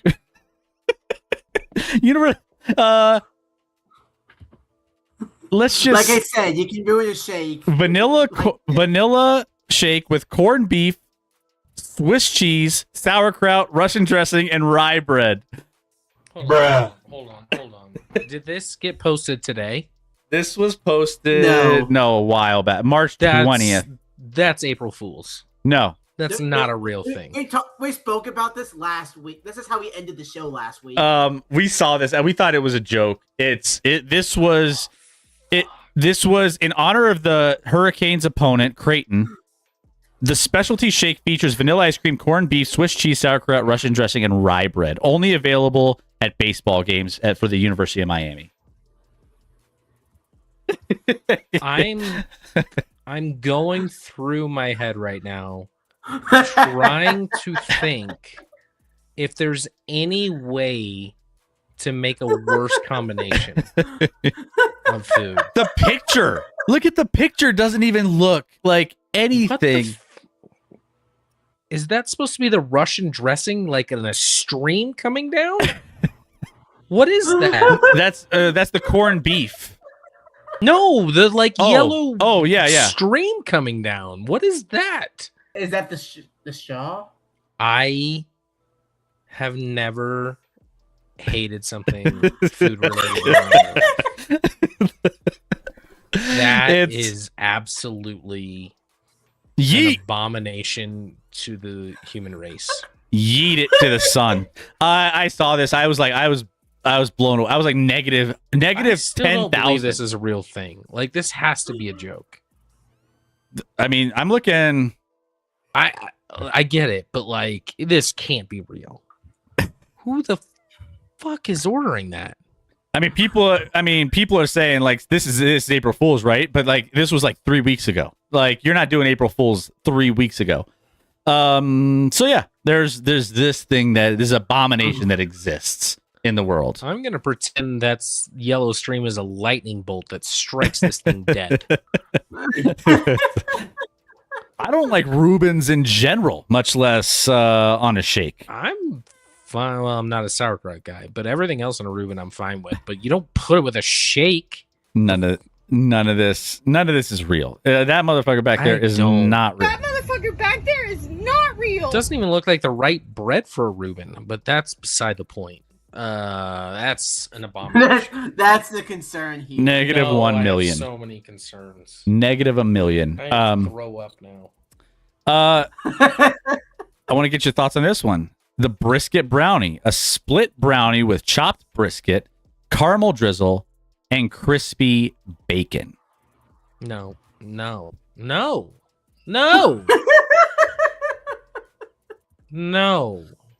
Would you rather have that or the pineapple Just pizza? move. I'll have for my first course the brisket, and for dessert I'll have the brownie. But don't put those things together. What's wrong with you? I might have. That's not as bad as the shake, but this is awful. I had a hot take on this one in the sense that This could be either one of the better things that I would ever eat or one of the worst things I would ever eat. And there's no in between. Just remove the first part of that, Chris. Because the salty and sweet and the barbecue. How could it be the best thing? Because there's this weird like combination. You want to mix like brisket with brownie and think it's going to be good? Have you had both those things before? I might. If we get, maybe we'll do a sub goal, and I'm gonna do it. Maybe that's our sub goal. Maybe it's and then I wouldn't give even this a trust you try. to be like, oh, this isn't that bad, and I'll be like, yeah, it is. You're lying. This 25 subs and we make it happen. I would try it, and I wouldn't be shocked if I liked it. Real quick, sorry, I laughed. Cuban in the comments. I would drink that shake if it had Jewish rye. See, I said they had the wrong bread. See, I told you they had the wrong bread for the Reuben. Cuban. He's probably just joking with my comment, but I'll take it. I will take it. His name is Cuban, so obviously he knows a good sandwich. Yep. True. Yeah. That's. I like a good Cuban. So, anyways, I would try this. Official. And 25 subs and having a brisket brownie. I would not try this. I would not. I think it would try be everything. I think it would be something. No. So, would you do it for a sub goal? If it's 25 for Chris, would you do it for like 40? No, I would eat it for like a sub goal, but like I would never actively go out of my way to try and eat that for no reason. 25 subs for Chris, 40 for Scott. Sure. Lock it in. Let's do one more. Let's see. What do we got here? Arlington, Grand Prix of Arlington. Bacon wrapped stuffed poblanos. I mean, I've heard stuffed jalapeno, so this isn't that crazy. This looks incredible. I would eat the shit out of this. It's basically a jalapeno popper. Basically. So that checks out. Poblano instead. The cheese and like a cream cheese, but it's like the cheddar. I think cheese. a mixture of maybe some cheddar cheese, some yellow in there. So that looks great. Oh, here it is. It's bacon wrapped jalapeno. Or no. Let's see. Oh no, that's something else. Never mind. That was another comment. I think that would be delicious. I would have that. We have an octopus sandwich. An Italian soccer club has an octopus sandwich. This looks rough. There's never going to be a good cook on the octopus. You can't call it octopus. You gotta like deep fry it and call it calamari. And then I'm like, cool. I would be chewing for 2 hours on those tentacles. You know what I'm saying? It would not be good. No shot. I'd eat it. Yeah, I wouldn't touch it. I would leave that alone. I'd eat that before your brisket brownie. I'm telling you, man, I think it would be all right. There's no shot that combination works. No shot. Let's finish out since Moore's Quesadilla, Kansas City Royals. Let's finish out with what's going on at the Masters. I think there's a Masters menu here. Like the hot dog. I've seen the Masters menu, yeah. Masters menu. We got appetizers. We're 8 days away. 8 days away. Let's a little preview. Let's hype it up. Appetizers. This is for Rory McIlroy, who has crafted his Masters Club dinner after winning last year. He's got appetizers that include peach and ricotta flatbread, rock shrimp tempura with a creamy, spicy sauce, bacon-wrapped dates, and grilled elk sliders, caramelized onion jam, roasted garlic aioli. Bacon wrapped dates. I like bacon wrapped dates, but like dates weird me out. I'll eat them, but it's not my favorite. So everything sounds good on the appetizers. Home run for the appetizers. I think my favorite might be the peach and ricotta black flatbread With the hot honey? I can say that. Yeah, a little hot honey. Like the sweet with the ricotta cheese and then the hot honey. Spicy is And then good. Grilled elk sliders. I like bacon wrapped dates, but like that would be like fourth on my list of those 4 appetizers. Agreed. And, you know, shrimp tempura, hard to go wrong with some fried shrimp. Like, yeah, let's get after it. Then first course, we got the yellowfin tuna carpaccio. Foie gras. So much seafood. How do I Foie gras. English Foie- motherfucker, do you speak Foie, it? foie gras. foie gras? Oh, it's not English. It's French. It's French. Very not English. French motherfucker, do you speak French. it? Foie gras. Toasted baguette and chives. Main course, Probably my least favorite thing on the menu, but I Yeah. would eat that and probably enjoy it. probably. Yeah. I think that's probably so far the most underwhelming item, but yeah, I would eat it too. Wagyu filet mignon, and a seared salmon.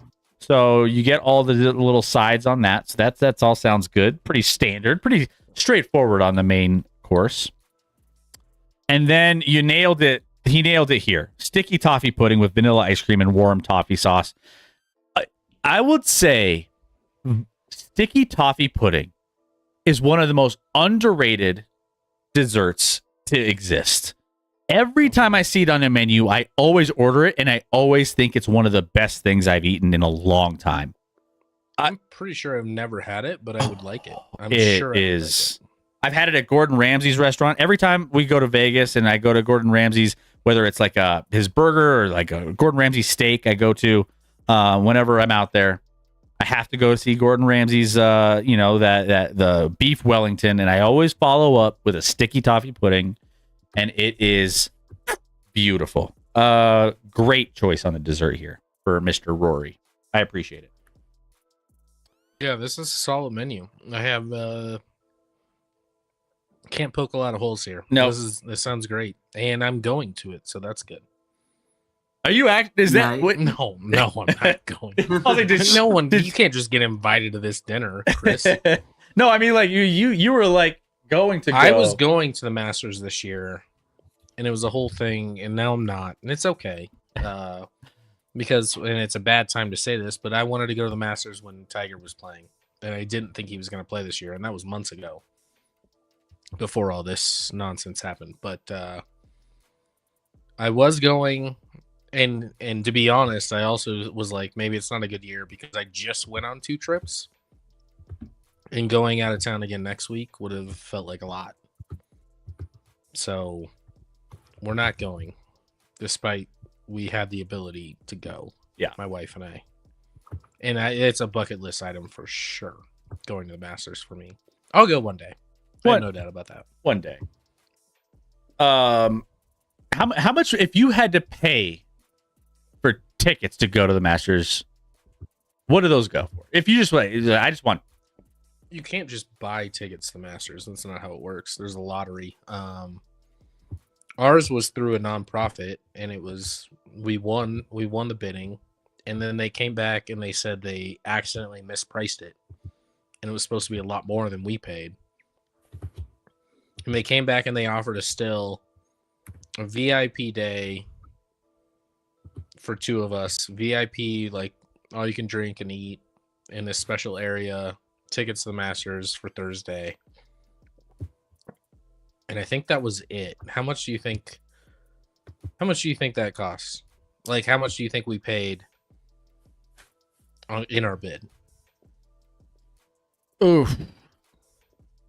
And I can't remember specifically, but I know where it was around. For 2 tickets to 1 day, VIP tickets with all you can eat drink, a special area at the Masters. Like $6,000. It was closer to like 10 or 11, I think. Ooh, 10 or 11. Okay. Yeah. And I think they gave us a deal, to be honest. Damn. Okay. Yeah, it's not cheap to go to the Masters, Chris. Not cheap. I mean, that would be fun though. I mean, to be able to have that as a bucket list thing, I could see it, man. That's a great Well, experience. listen, it was a nonprofit, so you got to tithe, right? Yeah, it's true. That was why I got those abs tickets the other day. I was like, it's like, all right, we got to try to help out. Gotta give back 10%. So I'm waiting for Nuggets courtside seats to be on the next auction block, and I will win those. I have to. I'll buy it for us, Chris. I need to go just one time in my life. I need courtside seats to the Denver Nuggets to watch Jokic play. That's all I need. Just one. I promise you will sit courtside at a Nuggets game one day. Oh man, it's like that's the only thing I want. When it comes to, I need to do it. And that includes that area you love. It includes includes the little reserve lounge that you get access to. All the food the one downside about the UMB reserve for hockey is we were on the opposite side of the stadium, and you can't go in through the tunnels to get to your seats. You have to go up to concourse one, the first level, really, and go all the way around and down to your seats. And then when you need to go back for the intermission, you go all the way up, all the way around, and all the way back down. That's my the only assumption is because they don't want you passing. You must have had to pass the locker rooms. Well, that and then they have like the big doors that open up when they're doing the Zambonis and all this stuff, where you can't go through because there's too many workers and they just don't let you. I don't think that's an issue. I think it's any access to the players they're not going to let you at. The workers, they don't care about the Zamboni driver. Well, I mean, they just have like all their staff, all like that go out onto the ice. Do they still do the girls that go on? Oh, that shovel the ice? Yeah. They do that. It's not just girls; it's girls and dudes. They do a little bit of both. Well, that's a waste. It should be all girls.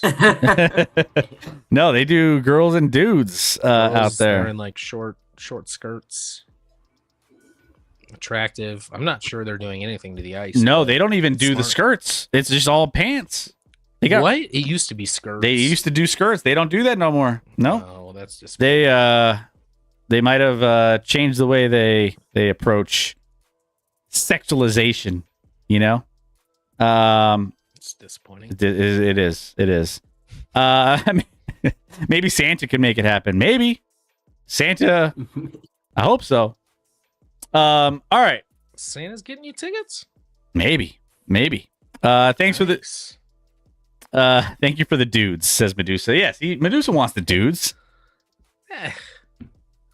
Sure. Okay, sure, whatever you say. We are we're gonna raid out Legend of Winning. He's talking about Victor Wembanyama. He's talking about some NBA. So we're gonna send you over to him. He's got a massive little following here. But we're gonna see if he can maybe hook us up with a shout out. You never know. He's big. Maybe he can help us small streamers out every so often. Yeah, maybe. So we're gonna shoot you over to him. You should hop in with your own account to raid in on Twitch. Yeah. I just realized we're in the month where Rec is visiting. It's becoming too soon. It's coming up. Yep, we are in April. We gotta start mapping that out, guys. It's coming soon. You gotta start planning things out.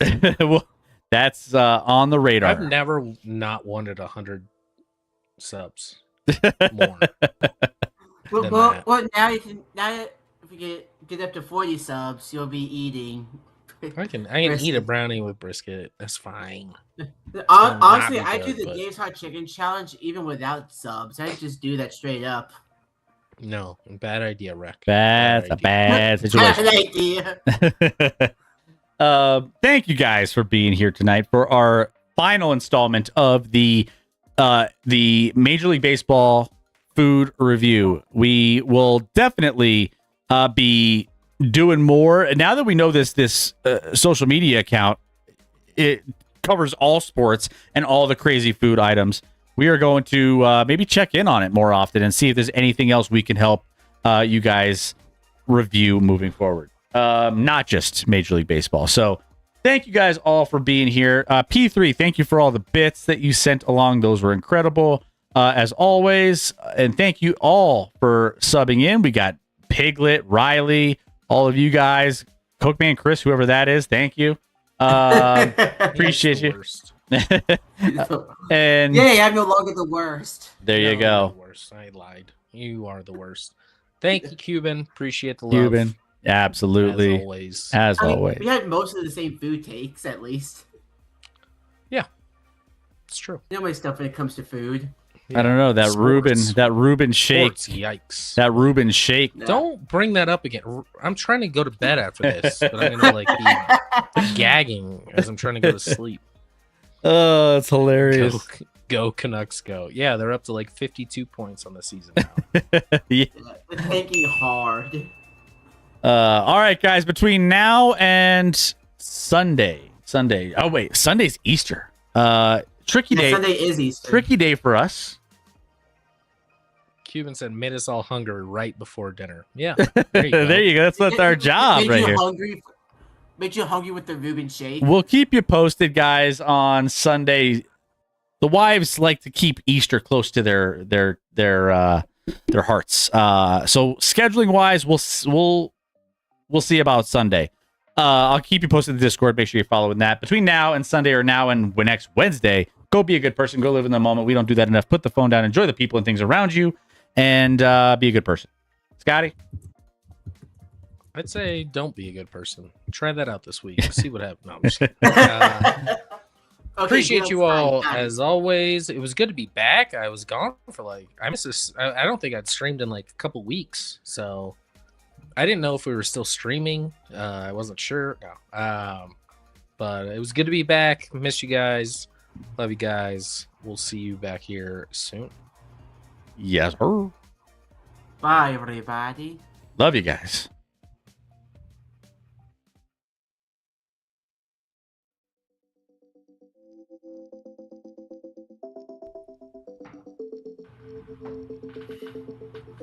You can't wait to dig into that brisket brownie. Stop.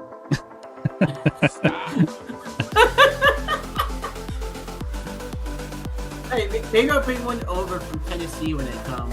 I can't believe you're into that, Chris. I can't believe you think that. I think it could be a very interesting. It could be an interesting combo. It could be. Stupid barbecue sauce on a brownie. Oh, Get out of here. Get out of here with that. I'd rather have the brisket on like ice cream.